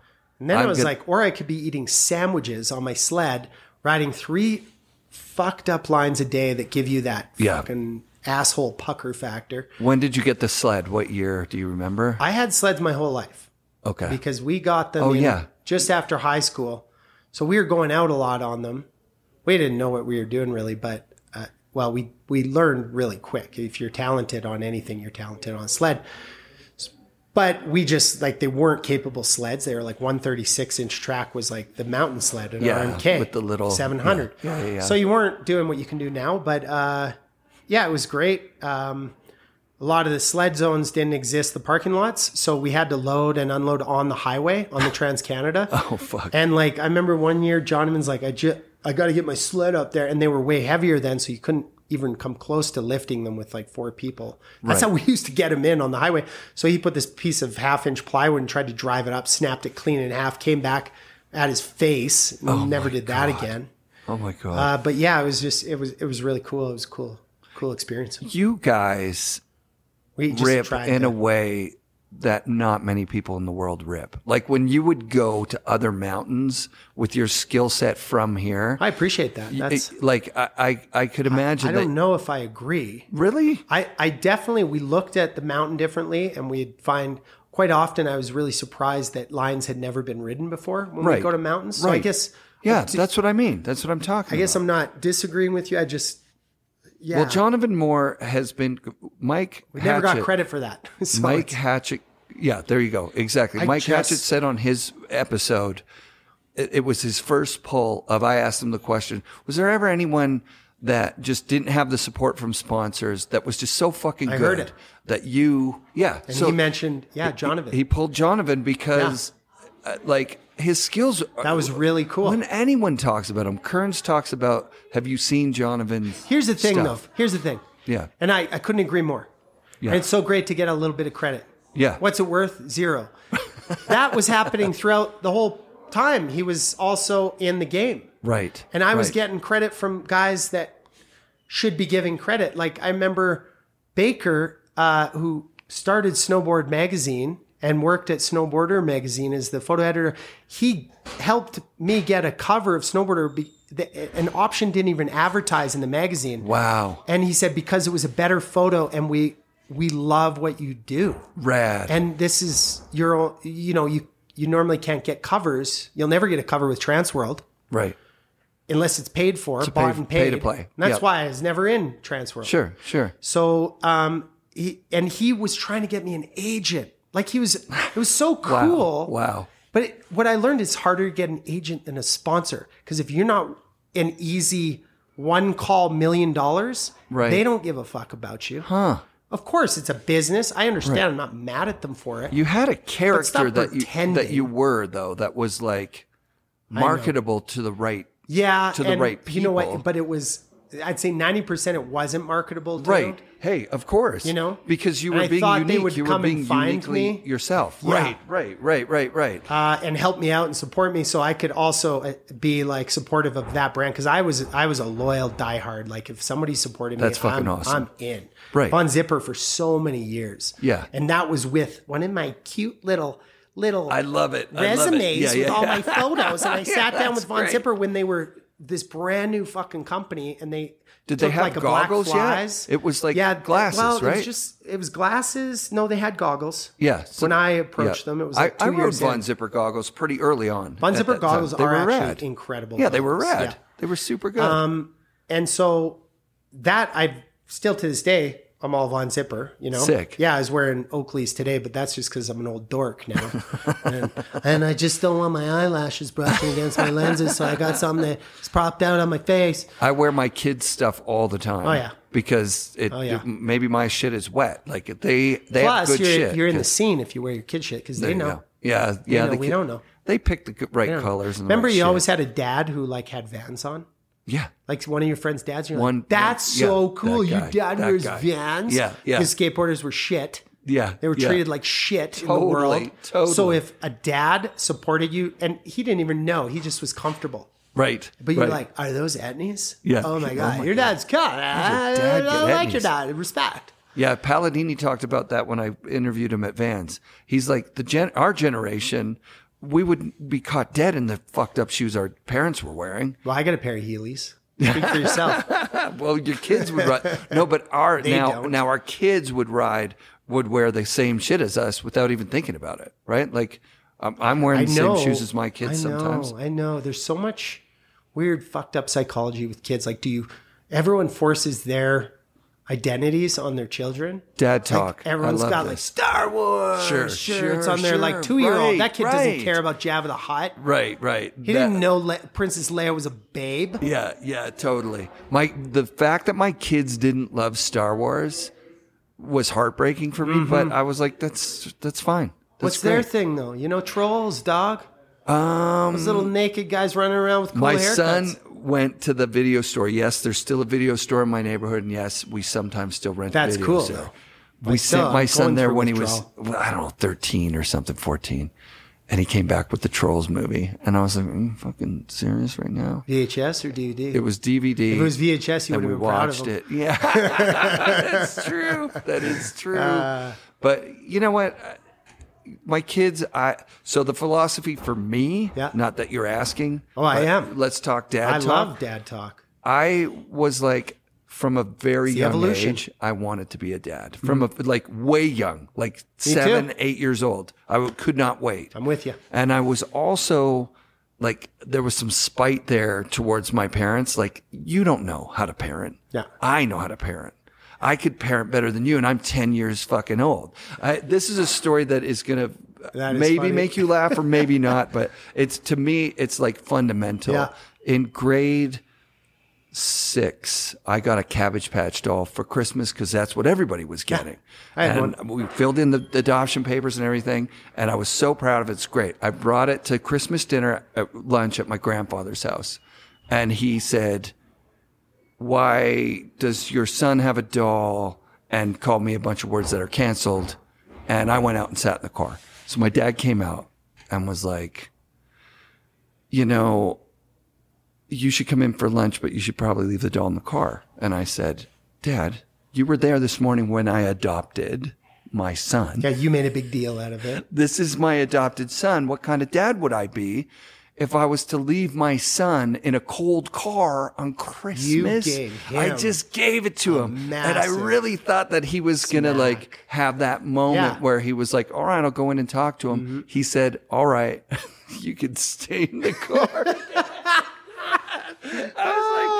I was already, I felt like I was already the fucking master dad at the point. He was still trying to conquer his He's still working on it now, which is fine. We all have that. But I wanted to be a dad so early that, like, I feel like I kind of knocked it out of the park with my kids. Good for you. I let them be independent human beings 100% of the time and resisted the knee-jerk reaction. Like, I tried at the beginning. I was like, no scooters, because what you know too. no rollerblades, no kid of mine is going to fucking scooter around. Let me save you time learning that scooters are stupid. Yeah, they're so dumb. Now, here's a 2 years. skateboard, then the kid falls and, oh, my arm. They're like, why? All his friends have scooters. All my friends have scooters. So eventually, I was worn down to the point where I had to accept whatever they chose was what they chose. Yeah.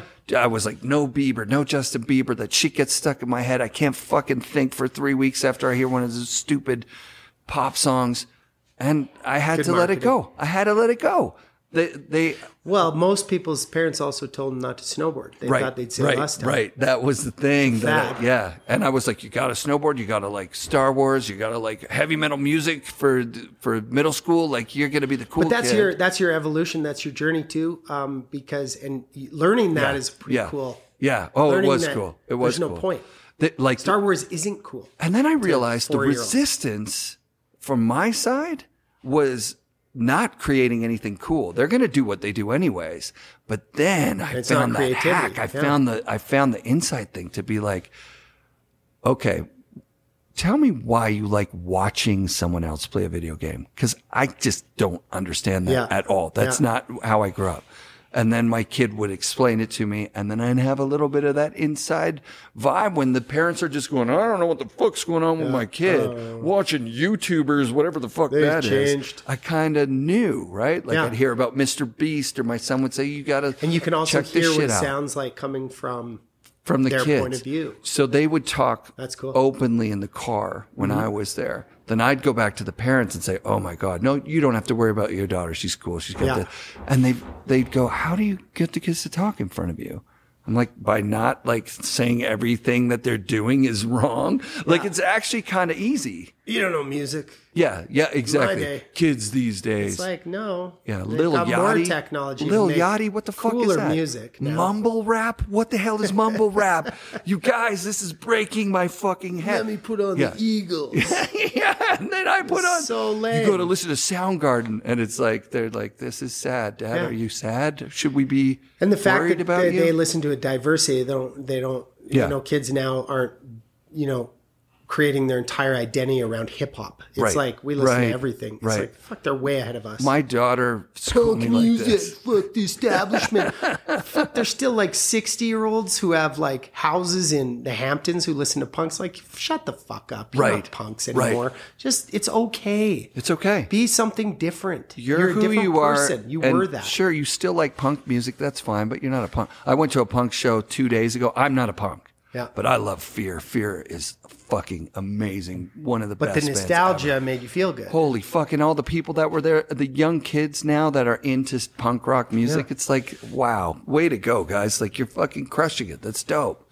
The Pit is maybe a little less gnarly than when we were younger. The Pit's kind of more friendly and tame. Yeah.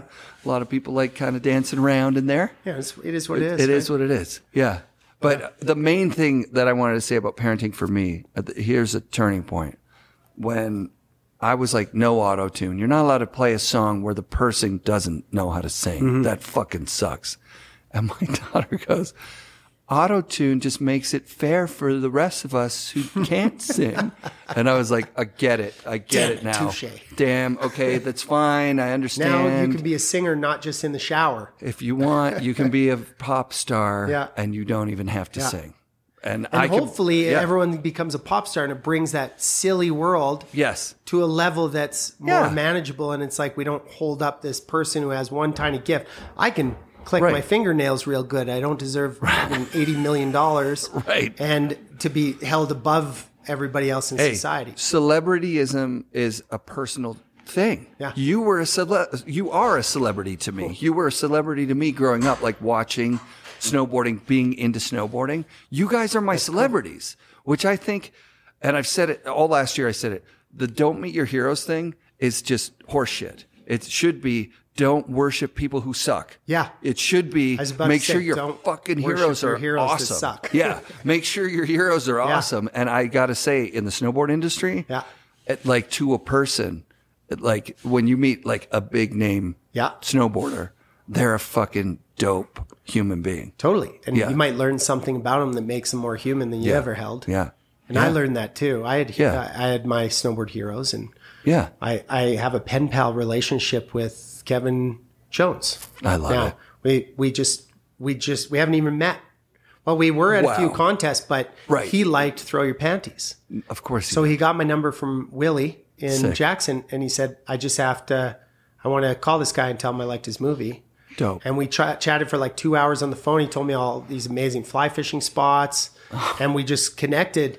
But we're not bros. We don't go out together or anything. We just have a mutual respect for each other. We got to do a trip where you go to Boreal and you ride with Kevin Jones and you guys just. Oh yeah, I'm sure if ever the opportunity comes, like the buddy comedy. Oh my god, that. He was an inspiration too. Yeah, your guys' sense of humor is on the same. That's level. why. That's probably why I liked personality riders. Yeah, me too. Because they gave you. We know everyone can snowboard who's in the limelight. It's true, and they all snowboard a different way, and some better than others. I never consider myself a talented snowboarder. I don't mind saying that. Come on. No, honestly, I really am well controlled at falling. I'm fucking one of the best at it. But I know I see so many guys who are more talented, less balls. So they'll never succeed. Right. Even with all their talent. It's not talent that gets you there. Of course it makes you that extra little bit, but you need some sort of weird psychology that somehow gets you there. Mikey LeBlanc, hilarious. And of course, I remember a few of his snowboard shots too, but I remember mostly his skits and his personality that he gave us. And he's still giving us. Did you watch? Relief. Did you no, watch? I'm out of the scene. I'm not out. I'm giving you this deliberately as a wonderful gift from Mike to you directly. He did a movie this year.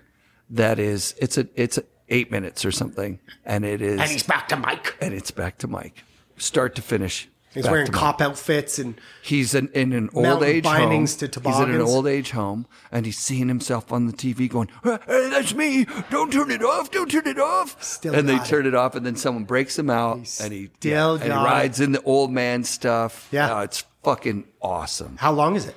8 minutes, something like that. Okay, what's it called? Old man, I should know. I'll just put Michael LeBlanc. Yeah. You don't need names anymore. You can just find shit. Yeah, it's like AI. It's assisted living. That's what it's called. Assisted living. Mikey LeBlanc, assisted living. That's a good name. Yeah, because he's a creative. The only space that was ever interesting to me in snowboarding was a creative space, right? Like when someone would do something, even if it was one of those top tier Terrier guys doing something that's never been done at a, you know, like that's creative. That's cool. But like the transfers that were the quirkiness, the like skits in between, People the personality. could just see that jumps didn't just have a takeoff and a landing. I always liked those riders. Yeah. Yeah. And then they knew they had some funny bullshit on the hike back up to Always. talk about. Yeah. The banter. They were lucky enough to have a camera pointed at them for all of our comedy relief. Because the people who film recognize this is fun to film. And none of those film guys got paid. The guys who filmed the funny shit that we all remember, Right. They were the hard-working slaves. Absolutely. Absolutely. And they'll do it again. In a How heartbeat. did you get hooked up with Sandbox? Were you a rider in the movie and then you started to film, or? I went to West Beach Classic way back when. Kevin Sansone had just won the second place in the X Games. No, he got first. He got an X Games gold, then he won the West Beach. And he won the West Beach on an option because he was, but he wasn't sponsored by Option. Right, right. So that night I'd been on Option since I was 16. Rad. I was their longest running I didn't know that. rider. Oh yeah. Wow. It was my first, and if they didn't go in an American direction and fire all of us Canadians, which in turn ended them. It did. It actually did. It was because of me, It was my 'cause they cut dismissal. you. But Right, anyway, right. it wasn't. I loved riding for Option. Best boards I've ever ridden. It was the only board I've never been able to break. Ever in my You should get a entire wired. history. Dow is making. I don't doubt that. He has option material from the option factory. there you go. So they're that options. He just has it tucked away for special boards. he should be So if you marketing want, that, if you want an actual option board made for you, just reach out to him. But then what would I do with my 10-year-old Jones board? You would keep that on your wall. You know, would kids. sign You know, it. kids today think I'm riding in 2015 because they've seen the 14 lineup and it's not that. But yes, so you loved option, and you were a great fit for that company. Yeah. So then I met Kevin that night. We all went out to the Max Bell. I was like fresh 18, so I was 19, so I was allowed in. I probably was 18. I don't give a fuck. Sure. And I met Kevin, and he was all drunk and like the rock star in the corner in a booth. Kevin. Yeah, and Option was just feeding him drinks and praise because they wanted him on the team, and They he sure signed did. with Option that week. They sure did. And so then I was like, okay, well, we're on the same team together. I had a real good sense of team. Like I always wanted to ride with or get to know everybody. Yeah.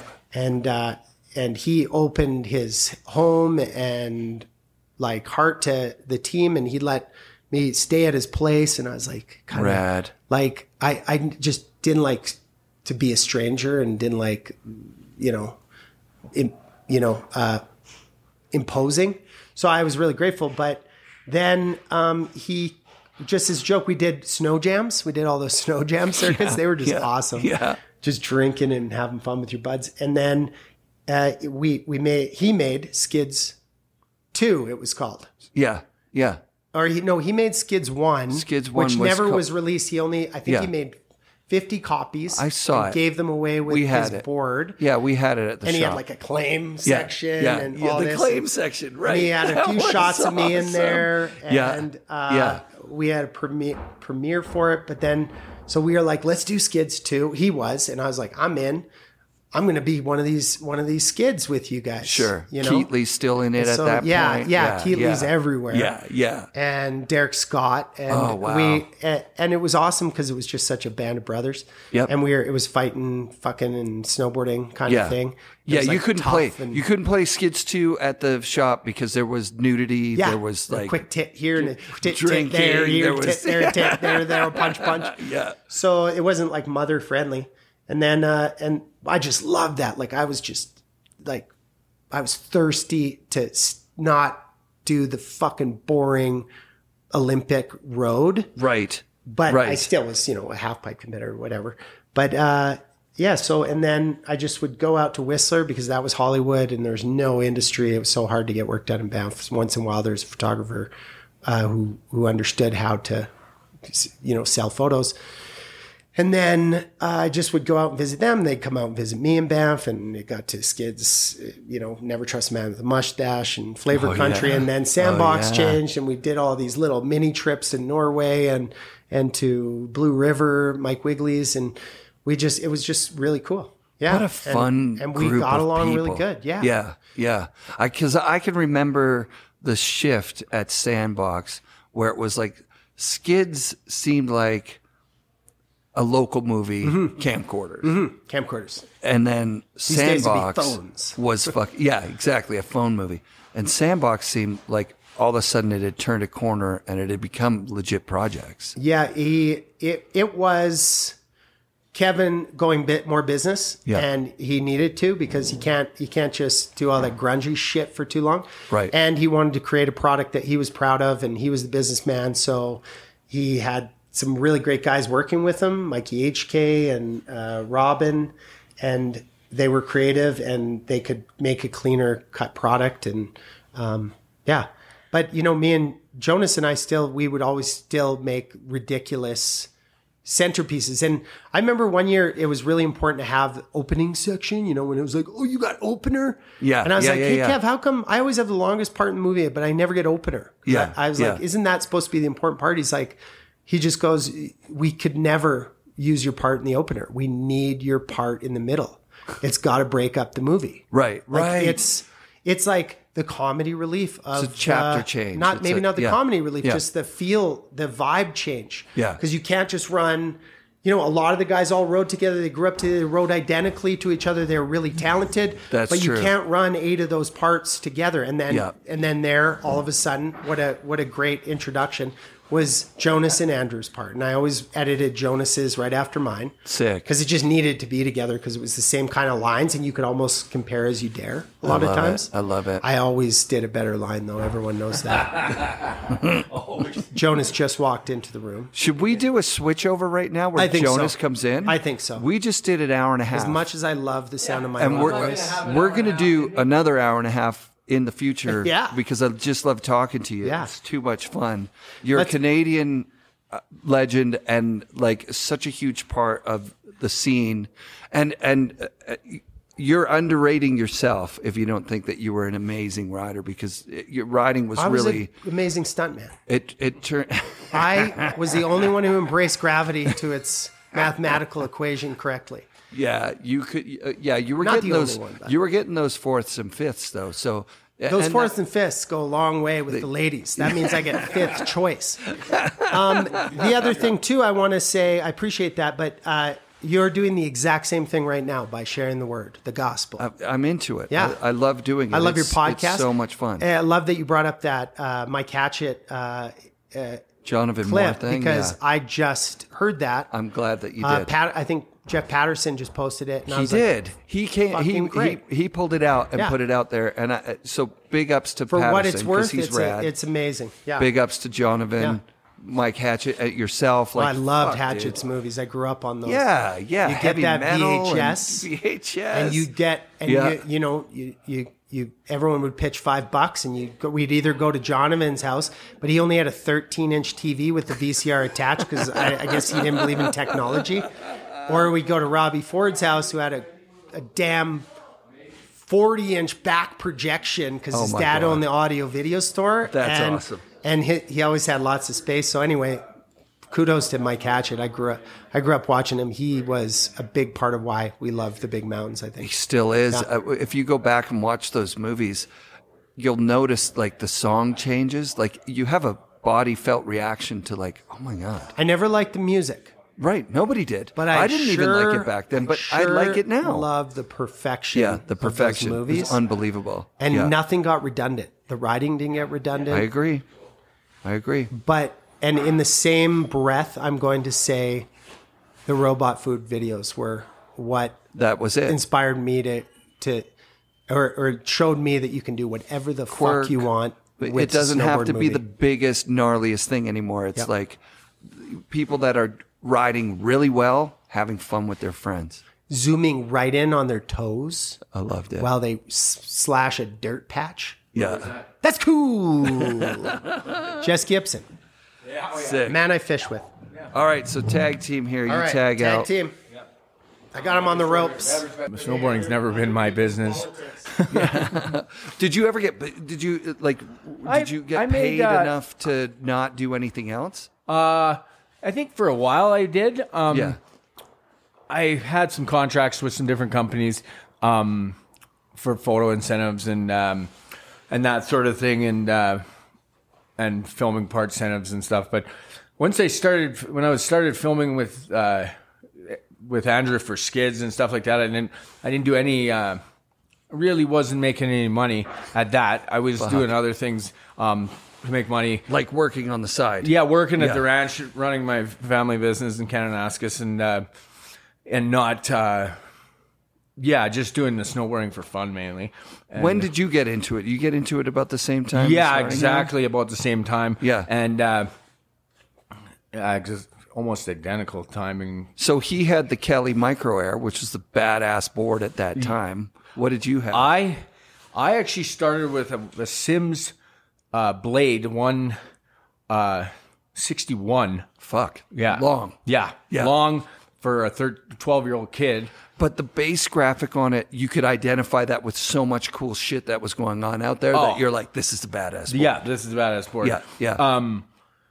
And actually was used board that I got from the snowboard shop in Calgary. Oh, sick. Ken Yeah. Ock. Yeah, there was a divide between the snowboard shop and some other shop. Freewheeling. Yeah, between freewheeling. And, right. And then there was always obviously Rude Boys in Banff. Growing up, and then in Canmore we had what was known as Frozen Ocean. I remember Frozen Ocean. That was that was my badass. buddy Rob Sternloff, and actually just shot some geese I was shooting some clay pigeons with him actually on Saturday before me and Andrew went goose hunting. So that's real. You guys out here for your whole life have had that, like hunting, fishing, outdoor. And then in the winter, it's snowboarding, fires in the backcountry, just fucking outdoorsman. Yep, you bet. That's the real deal. Yep. That's not like that's a fucking awesome life. Yeah, for sure. And lots of I guide and outfit hunting trips from September 1st to end of November. So 3 months we're staying in tents and in the backcountry with the horses and stuff like that. And, oh wow! Do they fly in like caches of? No, we'll pack everything in with the horses. I have a couple hunting camps that we've helicopter the camps in. For November, and then the hunters just hike in and with the guides and stuff and do it that way. So. Yeah, I'm hoping to buy property in Valemount actually. Oh yeah, and it's an outdoor. I spent 14 winters in Blue River. When I was with Michelle Wigley and I had no idea you were married to the daughter of Mike Wigley. Yeah, holy fuck! Mike was one of my best friends actually. Oh wow! Sorry for your loss, first of all. Yeah, and also that must have just been fucking awesome. Yeah, it was amazing. It's an amazing place and amazing family. Yeah. So would you get like staff spots in the bird sometimes? Yeah, and then like. Times when Andrew would come up and we'd Mike could just fly us around and shoot stuff and or when the skids guys came up a bunch of times and they got heli laps at Wigley's. Yeah, actually it's in a few of their parts and Sandbox and Sandbox 2 maybe or whatever Flavor Country or Flavor Country right yeah. Never trust a man with a mustache. No, I don't think not in those days. Yeah, no, it was more with the Sandbox crew. Sick. Yeah, sick. That's fucking awesome. Yeah. So did you compete and stuff? I don't know that much about your career. I did. I was on the World Cup tour for a lot of years and got Canada a spot at the Olympics in the second Olympics that was going on in halfpipe. It's 2002. Is that what that is? Yeah. Where was it that year? Shit, I can't even remember. I'm not sure.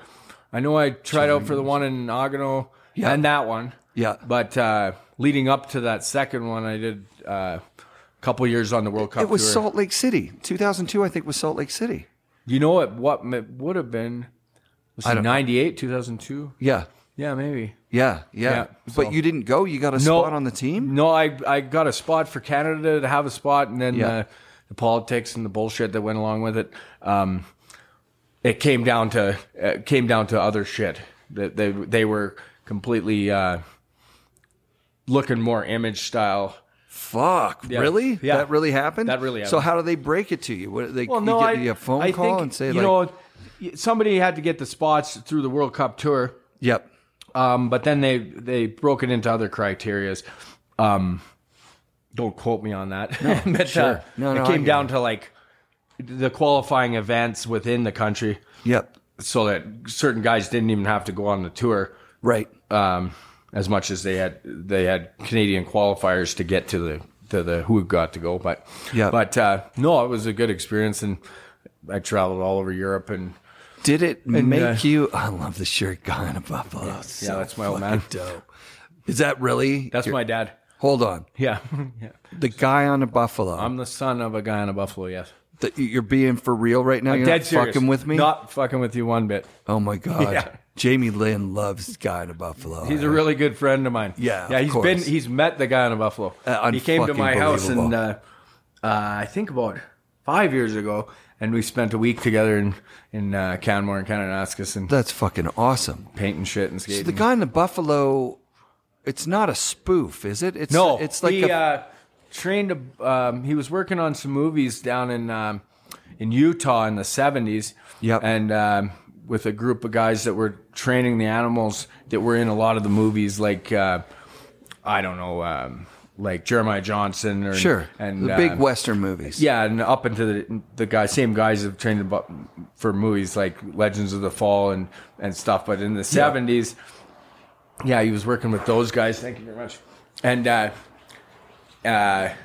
so when he was over looking at some animals to buy for this guy, the guy happened to have a buffalo that was pretty friendly and tame and young. Yeah. And so the guy said, throw him in and I'll buy him or whatever. So then they wrote the movie around based on him training the buffalo. Huh. And once he got him, well, maybe I can ride him. So then the movie was developed called The Buffalo Rider. And they produced it. Yeah. And you can see it on YouTube, the full length feature film. Yeah. In the 70s, in 76, I believe. And then whatever, wasn't a huge hit. Sure. And then when YouTube came out, and the band, the Possum Posse, from Texas, they saw the movie, happened to see it somewhere, and then said, we got to do something for this. So then they wrote the songs, Guy on a Buffalo. Fuck. And we actually had him up at our ranch for a big fundraiser 5 years ago, before COVID. And my dad got on a buffalo for the first time in 42 years. Holy shit. At the event, it was a fundraiser for some kids from Calgary with cancer. Wow. And so we put on this day event at the ranch, and then he got on the buffalo and the with band. Possum Posse. Yeah, we flew the band up, and they were there for a week. And Hardingham came out and filmed it. Awesome. And awesome. And him and my dad get along real good, and he's done quite a few hunting shows and stuff. Hardingham's filmed a bunch of them. Sick. Different hunting shows, such as the Canadian Tradition. It's a big one, and he's come out and been a cameraman on that. So Hardingham came out and filmed it, and they got smashed for a week. It was pretty awesome. With the guy who owned the buffalo that was from Longview. So wow. It was a pretty good group of dudes out at the ranch. That's fucking so, like sometimes people will make assumptions about me being Canadian when I'm down in the States. Yeah.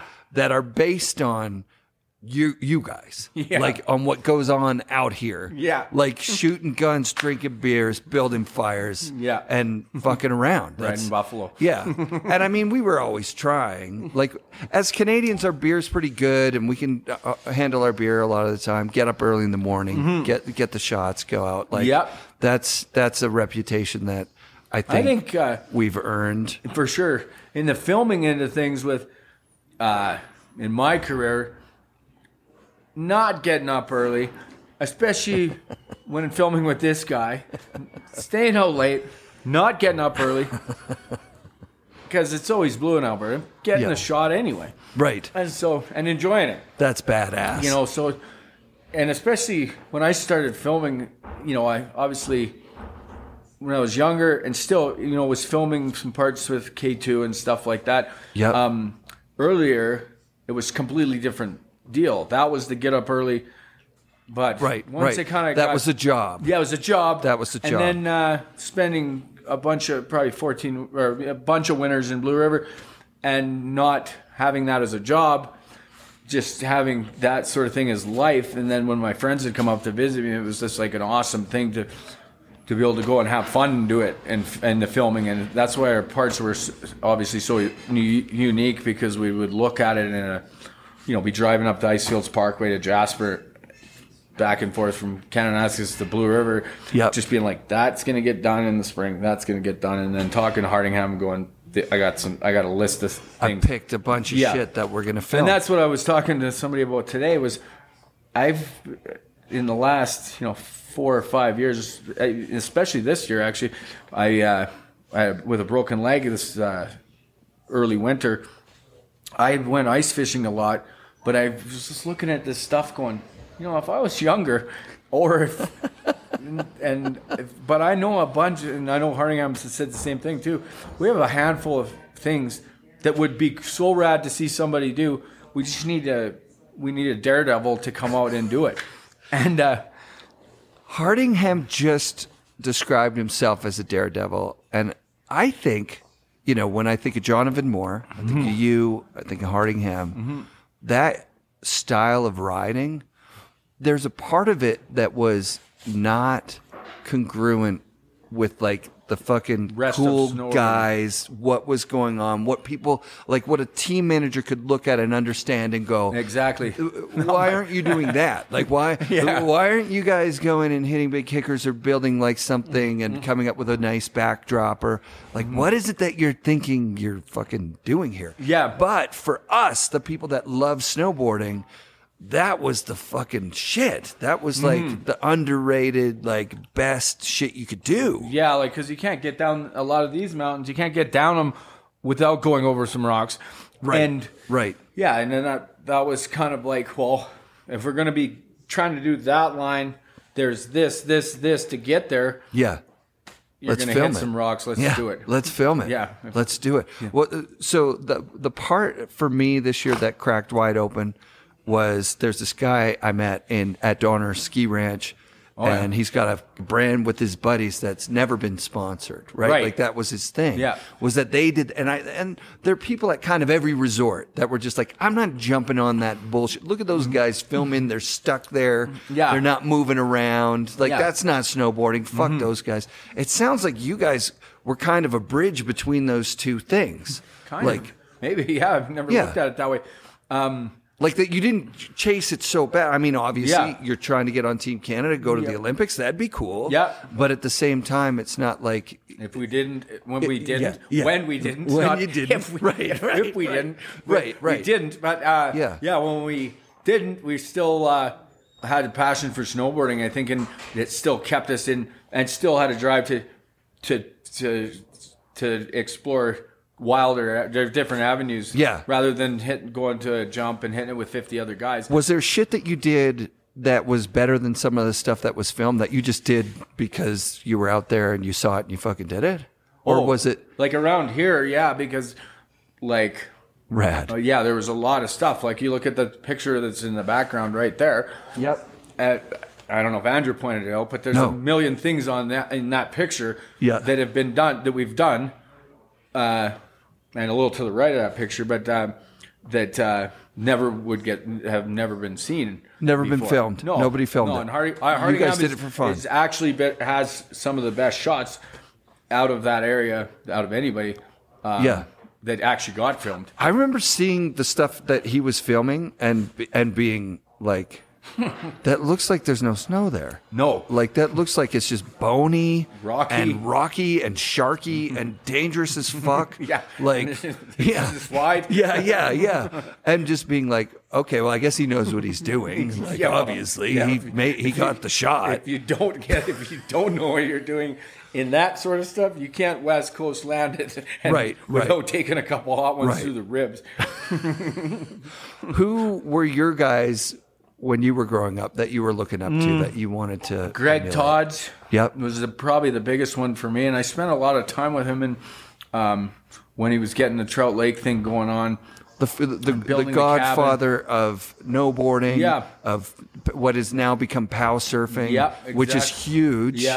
And he was so far ahead of the curve. Totally. Holy fuck. So like you hung with him in Trout when he was Trout, I did a lot. I spent a couple solid seasons going back and forth from Revy to Trout with Greg and fishing with him. And so just like getting stuff down to the cabin and going sledding out of the cabin. And by all accounts, just an incredible human being.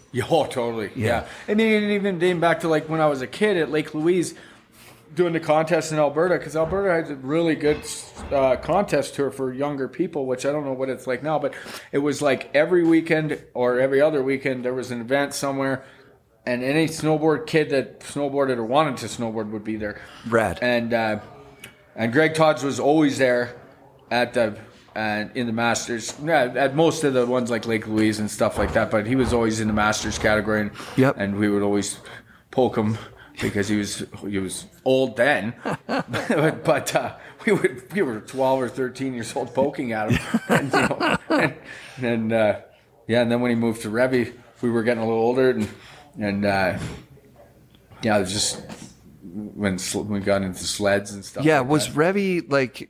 Did they have some chairlifts there at that point? No, it was. There was a little ski hill there, but tiny. No, we were just sledding basically at Boulder. Right. Yeah, because Revy was a catboarding destination. Yeah, and Scott Newsom was a big one for me too. Because right.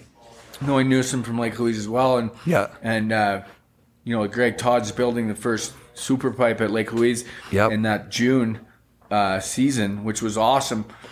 Just taking the lift up and walking over there. Yep. And getting to ride that. And just with a select few guys. Yeah, what did that feel like? Did it feel like... it was like... You're like, this is going to change everything. This is going to change everything, yeah. I mean, it was just so cool. The vibe was just like... Almost like that Whistler Blackcomb summer feeling, because I'd done the summer thing quite a bit. And the hood thing. But this Lake Louise, when they had that summer, was June, so it was really late. But it still had that same vibe, but it was different because it was at Lake Louise, because it was in our home mountains, right? At home, right? Yeah, right. Which was pretty cool. Who were the people that you remember from that small? Alan Clark, Scott, Drake Glover, Brad, and Tim, lots of guys, and Jonathan and Hardingham and. Yeah, myself, my friend Kelly Skovanek, that you might have heard of. Skovanek, I've heard the name. Yeah, I grew up with him in Canmore. Oh, sick. And he was an amazing snowboarder as well. You might want to talk to him sometime. Actually, I do. Absolutely, I do. Yeah, but you'll have to link me up with that guy for sure. Yeah, because Sean Sullivan claimed the super pipe just in name, because he called the super pipe. He called it a super pipe at Blackcomb. That, remember, like the 1 foot Palmer thing, and I think Noah's in there too. But it's a fucking 8 feet tall. I had a sticker on my fishing rod. It says super pipe on it. That's rad. Yeah. That's rad. So this first super pipe would have been 18, 20. How deep was it? Shit, I want to say like. Not 20, I don't think, but it was probably in that 18, maybe. Yeah, but it wasn't. It was just a hand cut pipe. Yeah, it was hand dug. You know, and I'd dug some big half pipes in Hood. Yeah, I think after that. Like with Tim Wells. Yeah, or is it Tim Wells? Yeah, Tim Wells. Yeah, with Tim Wells in Hood. Yeah, I actually saw Tim Wells about 10 years ago, or maybe. Yeah, about 10 in Nelson, BC, when they had the first bowl event in BC there at Whitewater. Nice. And, that's dope. The Gentem guys were there. Yeah. And I seen Tim.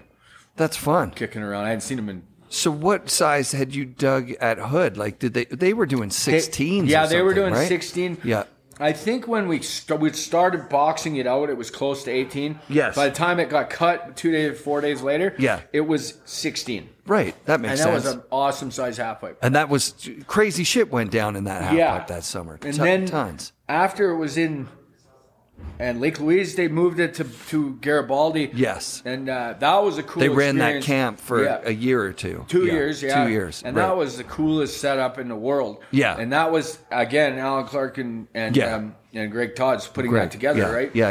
And that was amazing. Those were some amazing times. times. Many rippers attended that. Oh, man. Like youngsters. I remember hitting that everybody. court, and they had a couple of sessions there that were early winter. Yeah. Or in the winter still. Sure. And we went up there, and it was just a quarter pipe contest, and they had so much snow at that lodge, everyone was standing there, and they'd have you'd have to walk down to get into the lodge in the middle of winter. Yeah. And then it was like, it just looked like that, and then they'd cut it out with the cat into just one great big straight up and down quarter pipe. It was amazing. That's fucking But then in the summer, those quarter pipes were just like, I don't know, they had to be 20-something feet high, and they were just a straight-up wall. Right. Which I really got into the quarter pipe thing, hitting those from Lake Louise to those quarter pipes, and then a few other contests that you could go to, or big airs or whatever from New Zealand. Me and my friend Kelly did we did 3 seasons doing New Zealand with Hardingham, actually. Yeah. So New Zealand and Australia in the summer, our summer, their winter, and doing the big air tours and snowboard contest scene down there. What level was your snowboarding at? Like, what was the progression of snowboarding at that time? Like, your pipe run, would it be like a couple of 7s and a 5 and a I wasn't thing, really or was the it... 7 guy. Yeah. I would I'd say my best pipe runs would have a 7 in them. Yep.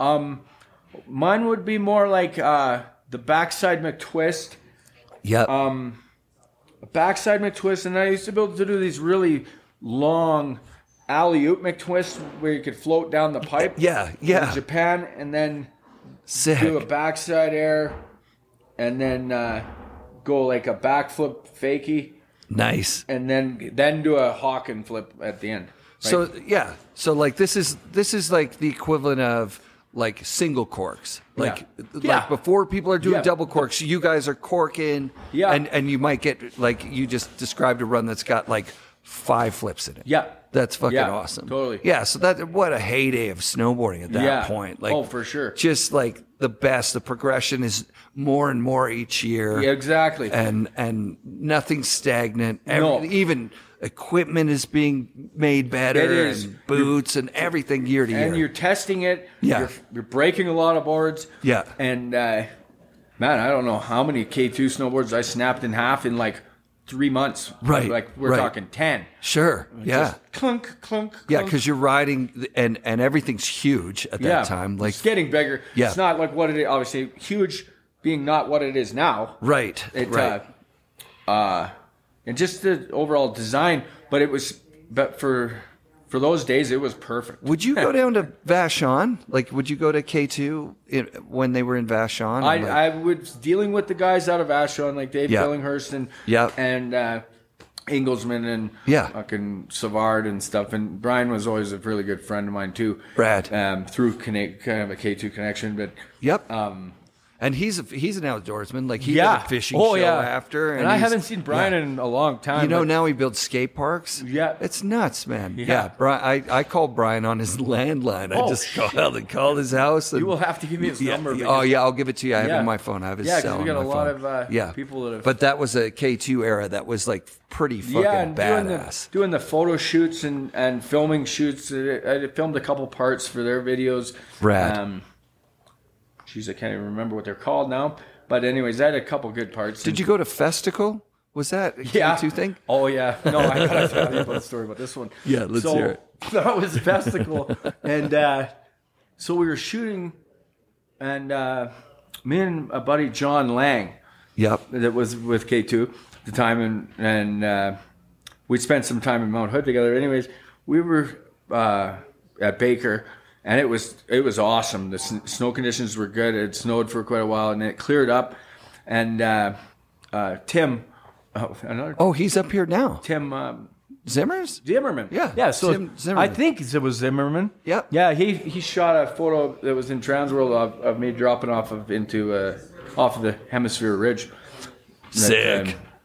And then later that day, I dug my buddy John Lang out of a slide. Oh fuck! Yeah, in Oya Valley, like under the down the what do you call it? Down the arm. Yeah, down all those fingers. Oh shit! Down in the Ridge. canyon.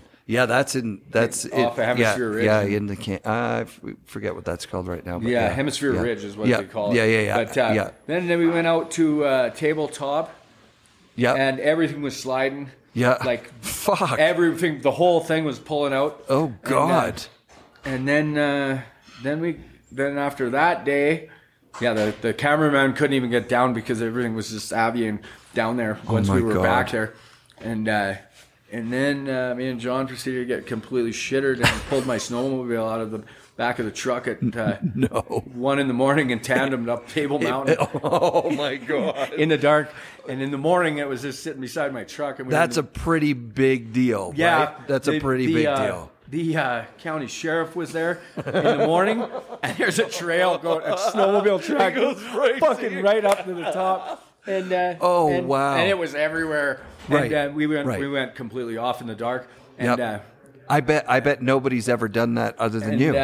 Anyways, I just took the whole thing. Anyways, he ended up helping me load my snow machine and driving me partway back to the Canadian border. Just following you and escorting you out of the area, out of the United States. Actually, please get out of the state of Washington. No, it was like, you're out of here.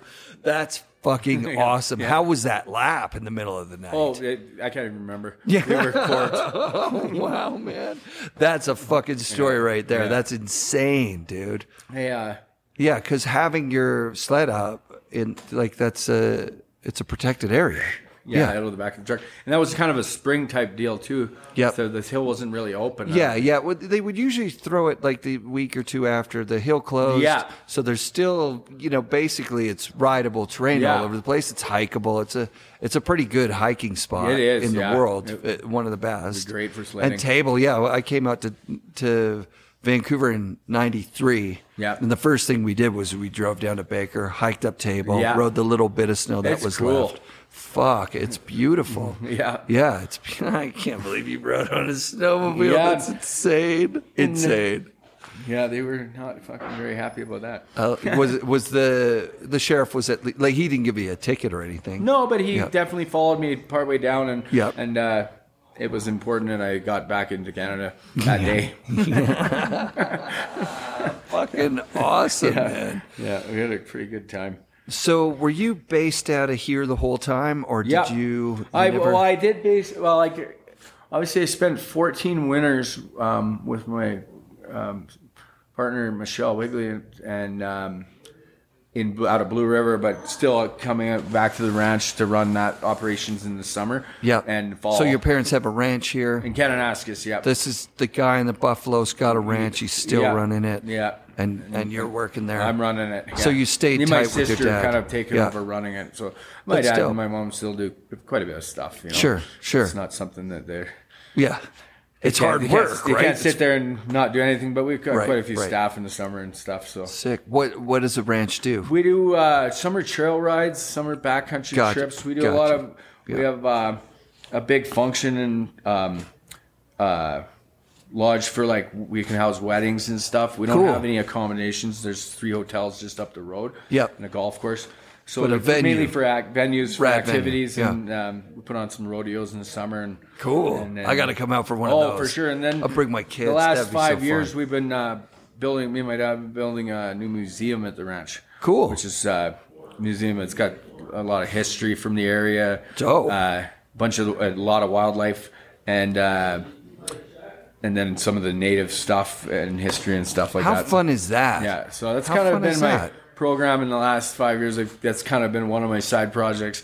It's just kind of doing all the woodwork and all the fake rock and different displays that are in there. So. Yep. And are you guys tight with indigenous communities around here? Yeah, we're right next to the Stoney First Nations, and and it's a whole nother topic.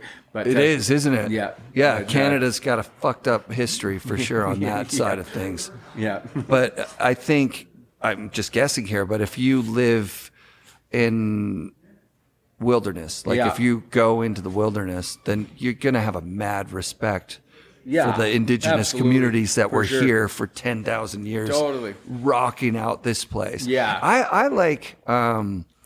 Hardingham was talking about the big red rock in Australia being renamed its original name. Right. And I mean, I looked into what the name of Mount Seymour is, like what it was before. It's a pretty cool name. I forget it right now.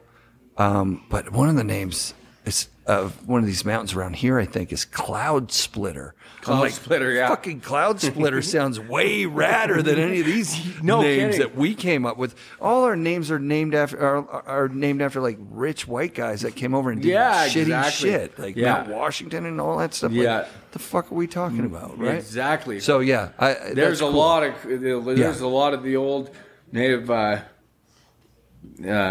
names for different places that are really cool. They have a cool. lot more meaning than a lot of other ones. So and there's so much knowledge. If it was, it's so sad that it was taken away. Oh yeah, it really is. It fucking sucks. Yeah. But hopefully, we'll see a lot of projects to help revitalize. Some whatever history is out there, right? And try and get some of it back. I had a guy on the show this year, James Johnson. He does native art for LibTech. Yeah. And he's from Alaska. He's part of like Lando's crew. Right. And fuck, dude, that guy just carves up a storm, and he knows what he's doing. He's bringing it back to the youth, and everything's fucking great. Sweet. That's dope that you're doing a museum. Yeah. How long are you out here for? I'm only here till tomorrow, but I will come out in the summer. I'm going to buy a spot up in Valemount. Okay, you were saying and then once I've got that, obviously coming out here it's the spot. I got a lot of friends around that area. I'll give you some. Get your number, and I'll definitely.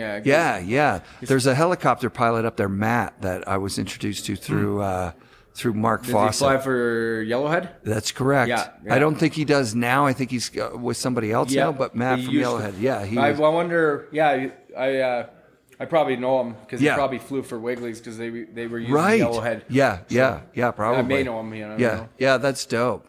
Well, you had a fucking hell of a career in snowboarding. Yeah. How often you go now? You still go? Oh, shit. I've had a couple rough seasons. I had to get my left ankle surgery last April. Shit. So I missed this event. And then I did a trip to Jackson Hole with my girlfriend in December. Yeah. We went Fernie. We did a road trip from Fernie to Big Mountain.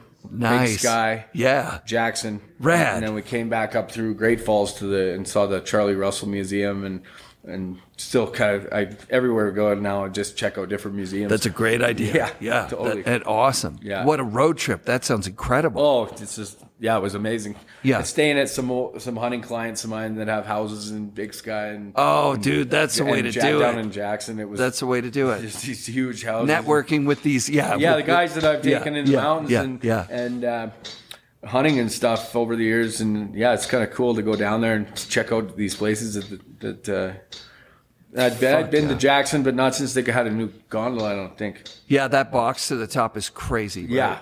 Like that terrain there. Oh, man. The thing about it is it's basically Revelstoke. Like they're very, very similar. Similar, yeah. Yeah. It is. It's just so, it's got so much, and it's so steep.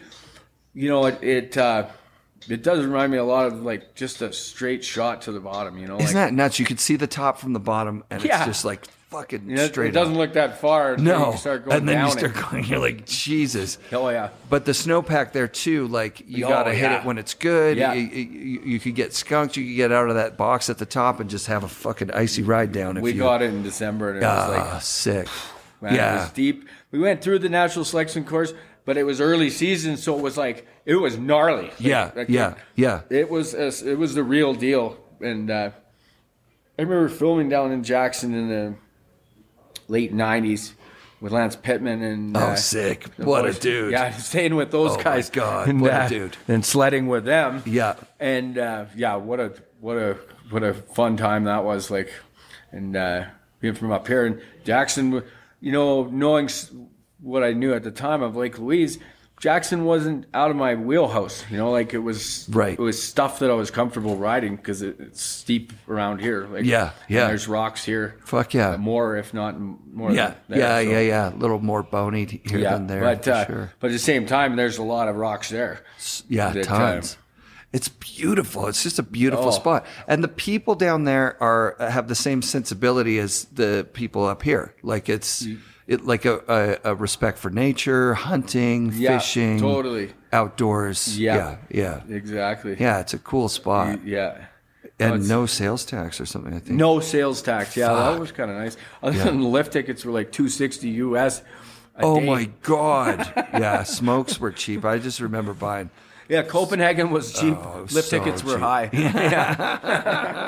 Yeah, I paid $210 for a ticket at Palisades Tahoe this year, and I looked at my Visa statement. It was 310 Canadian. Conversion. Like that 260 was. 260, yeah, that's like that's 340 bucks, 50 bucks. Oh my God, right? You're just you're on a trip like that. Who gives a shit? That's what you have. That's the thing, right? Like, can you believe that it's gotten to that though? Yeah. Like those fucking ticket prices. I was just up in Alaska. I I was up in Alaska last week with my buddy. I grew up with in Canmore. In Banff here, and. We got out of school. He got his pilot's license, and he's been a bush pilot up in Alaska. And he runs an air taxi service out of Dillingham, sick, northwest of Anchorage, I guess. And he's got his plane on skis, and he's got a hunting lodge 150 miles north. So me and my girlfriend went up there. Wow. Take some pictures, and help him out with. He wants to do a few weeks of sled skiing. Out of his cabin before his hunting season starts for Alaska brown bears. So I said, should I get a brown bear license? And he says, yeah, definitely get one. And so we, and it was reasonable. Well, it was pretty expensive. It was like $2,500 US. And he's like, we might not see one because they might still be sleeping. Yep. But so we did like 7 days of wicked runs on the sleds and with the airplane and the skis. Wow. And like those mountains are not rode by anybody. Like it's so far north and east. This sounds like so a lot of guests that I talked to. Yeah. Like Johan. Yeah. He paid for himself to go back to Alaska after. Yeah. It's not the same now. But this sounds like something from the fucking 90s. Like, there's no guides, there's no skiing up there. But so and there's sleds, and you're punching holes to the top of gnarly shit. Anything you want to get up. Yeah, like the traction was incredible. Right. And mountains are super smooth. Yep. You can get as gnarly as you want. Wow. But it's not the same. It's not the same as out of Haines. And he's not selling tours. This is just because he's your buddy. No. Yeah. Yeah. And so. But we had some wicked days. Wow. And then on day 9, we seen this grizzly bear that had come out of his den, the first one. And on day 10, we shot him. And, oh my God! It was an intense ordeal. Like he was actually he heard our snowshoes going across the bottom of the mountain, and he came a kilometer down the mountain at us. Oh and my God! And he popped up in front of us. He was under 100 yards, and. I tell you, my girlfriend was getting ready to run, but there's no trees, so you don't have anywhere to go. Yeah, running isn't going to do anything. Like we're shooting this thing, or it's over, or it's like 10-foot square bear. And oh my God! Yeah, I'll have to show you some pictures. Yeah, send me some pictures. I'll put them on the video so people can see what we were talking about. That is gnarly, dude. So, that's gnarly. But it was probably 40 miles from his cabin to where we shot that bear. Yep. And it was minus 28 when we left on the sleds at 4 a.m. Oof. And when we hit this one lake, as the sun was coming up and the wind was in our face, 20 miles an hour, I haven't been that cold in a long. I've been cold in my life, and that was fucking real cold. Yeah. Like it was like minus 58 with the wind chill. That's fucking crazy. That's fucking crazy. So, just for the sensitive listeners out there that have never hunted, these bear licenses actually pay for conservation. Conservation, right? Like that's how wildlife is conserved and protected. By checking, to have the funds to go and monitor and do the census counts of how many animals there are. Yeah. Whether they would like to increase this numbers or decrease this numbers, and up there, a lot of it's in combination with the caribou and the wolf numbers. Yep. And if the caribou herds are declining the way they are, then they issue more bear permits. That's it. Because they're eating the calves in spring, or the wolves are taking them down. So, Got it. Got it. But, Yeah. I just like to put that out there just because no, not everybody absolutely. hunts. And they don't understand. A lot of people are uneducated. Most people don't understand because it seems like how would shooting a bear help conserve the wildlife? No. But nature's a delicate balance of species and opportunities, and if you have too many of one and not enough of the other, somebody's got to manage it, and that money has to come from somewhere. Then it's a lot of money. It's actually a pretty cool circular system that you can buy these licenses. Yeah, and go on an adventure hunt. In Alaska, or like in places like Alaska or Alberta or BC, Montana's another one, anywhere. Right. And that's you're paying for that well managed wildlife, and it doesn't just benefit the hunters; it benefits everybody that's out there, right? Right. And, that's where a lot of anti-hunting organizations actually take away from the wildlife because they're not supporting it the way that hunters are. Right. And they're not in support of managing the wildlife. Right. They're in support of just letting nature take its course, which is in worst case scenario, we don't have any. Right. If you just let nature take its course, then because of how things are, right? Well, especially with human interactions. So that's the thing. So, but that's.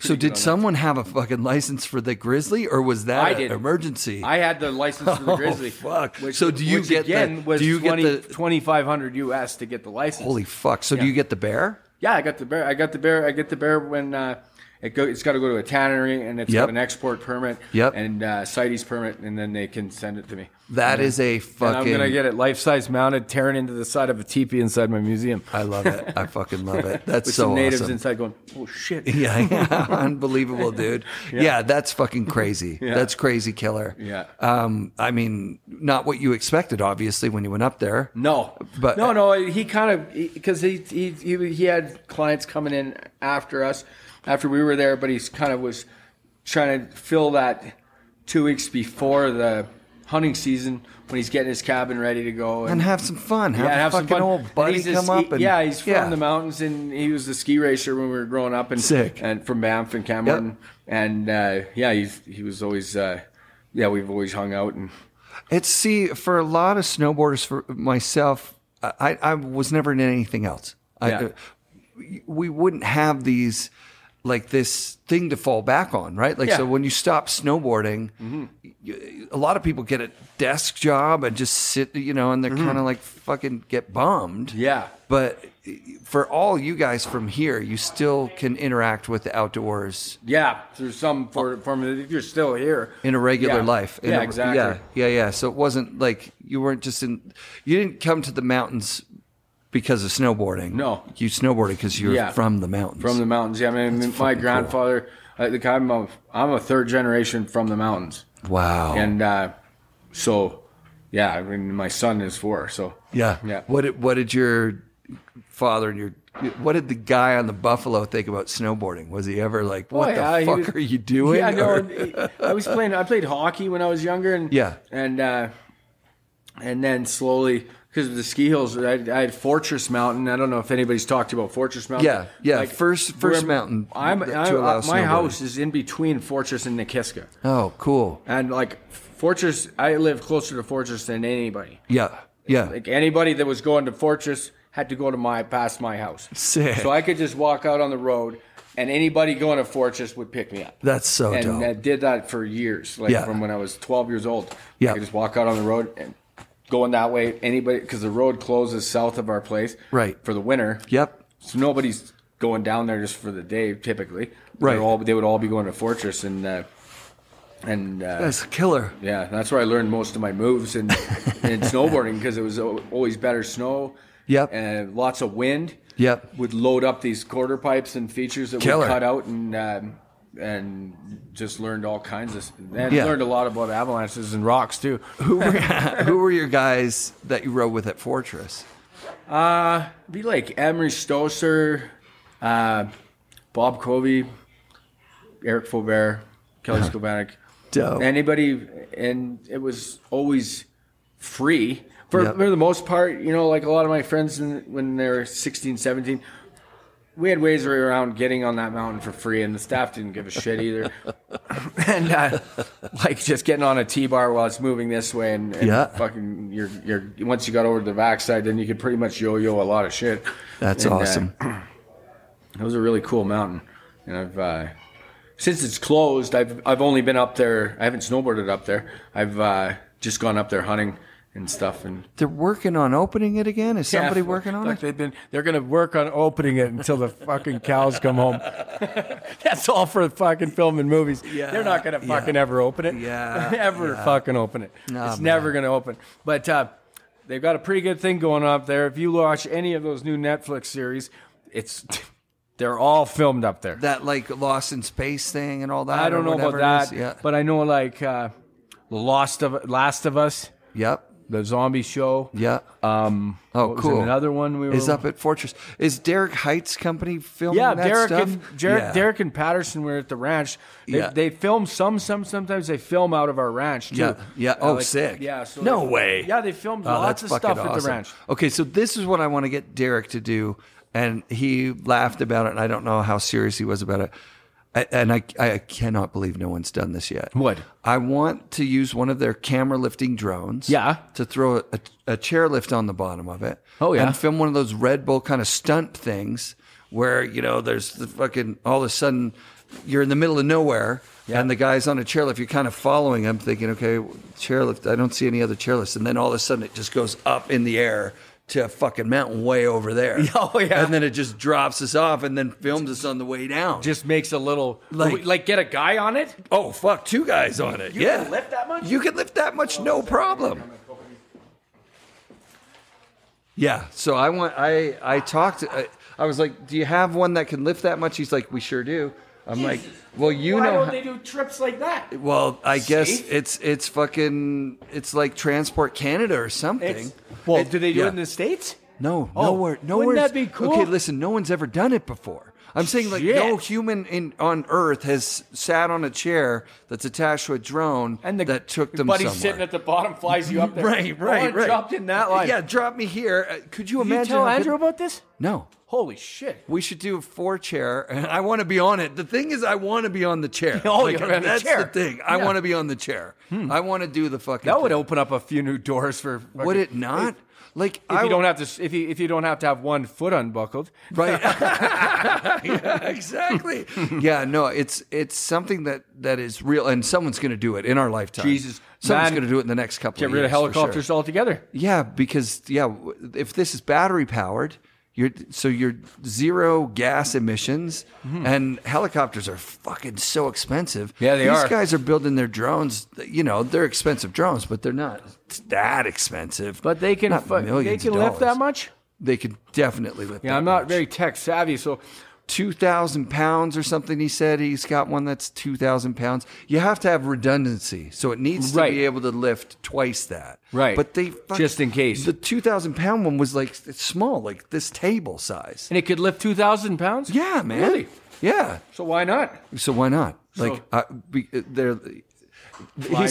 said, trust me, we're working on it. I was like, well, when you do it, I want to be there. Even if it's just watching it. Fucking Fortress. That's the spot to do it. Yeah. Pick me up when you're driving up there and I'll come. Yeah, we'll do it for sure. We can fly up from my house. Oh my God, that's it. We have to do it. Let's do that. We have to do it. Tell Derek. Yeah. That me and you were on the first chair. Yes. He can base out of the ranch. I'll let him stay there for free. Oh my God. Yeah, we're doing this. Oh, Let's try and do it before someone else does it, because it's going to be a viral video 100%. So we can get somebody else to pay for it. Totally. Monster Energy, Red Bull, who gives a shit person can pay for this thing, because it's going to go insanely viral. Yeah. Obviously. No shit. Why didn't they think of this a long time ago? I'm sure people have thought of it. There was one guy who pulled himself on a water ski rope behind one, and then it lifted him in the air, and he was like just hanging on a water ski rope, which it looked insane, and he was in a Santa suit. This is years and years ago. Was he flying it himself? I don't know. I don't think he could. Someone else must have been flying it. He just hung on. Yeah. So, no, but what I want to do is like legit, like make it look like a fucking Red Bull stunt. Like that guy who rode the fucking motorbike out onto the surf waves. Right. Like that kind of shit. Oh, yeah. We need to do that. Ride the shark. Yeah, ride the fucking shark. Like, obviously. And we need to do it at Fortress, which is the first place in Canada to have a fucking to allow. I think it was one of the first places in Canada to allow just open, like you can snowboard here. It's fine. Go on the lifts. So now it's going to be the first place in the world to have that would be amazing. A fucking I would say drone chairlift. Yeah, like if you just had a row of drones going up the hill. Well, if it was on, see, the thing is, if it was, you had them on a pattern, if it was on a cable-ish thing or something like that, like and it just went around. It got it down here and it just flew around like it was on a chair. Picked you up and it went. Straight to the top. And it'd be like, here comes mine. Yeah, exactly. This is me and you. That would be so fucking sick. You wouldn't have to worry about it coming around because it would just. Yeah. Just, we got to do it. Well, I'm calling. That's the place to do it. You don't even have to. You don't even have to. It doesn't have to be like heli skiing. No, just to get you to the top of a run. That's it. And it's just like, oh fuck, my people won't believe it. That's the thing. My chair went rogue today. You wouldn't believe it. Went way over here, dropped me in the sickest spot. I fucking love just seen where those two guys ended up earlier. I don't know if the drone must have gone sideways. All right, let's wrap it up. Yep. Thanks for being on the show. Yeah, absolutely. Thanks for being a Canadian legend. Yep. And I'm definitely feeling like I'm going to see a lot more of you. Yeah, you better pop in. Definitely. I will for sure. Yeah. Thanks, really Jonas. nice meeting you. Yeah, nice meeting you too, dude. You bet. FNRad shoutouts this week to Andrew and Jonas. Special thanks to Kendra from Sunshine Village. If you haven't checked out the For Love of Winter podcast, head there now. They've been up and running for weeks and are delivering consistent episodes that you'll love on your drive up the mountain. And if you want to try NewGreens for free, tag 2 friends and NewGreens on any FNRad Instagram or YouTube post, and we'll get those out to you. We'll get you those greens. Be sure to come back next week for another episode of FNRad Snowboarding, presented by Skyview Campers and brought to you by FNRad Productions.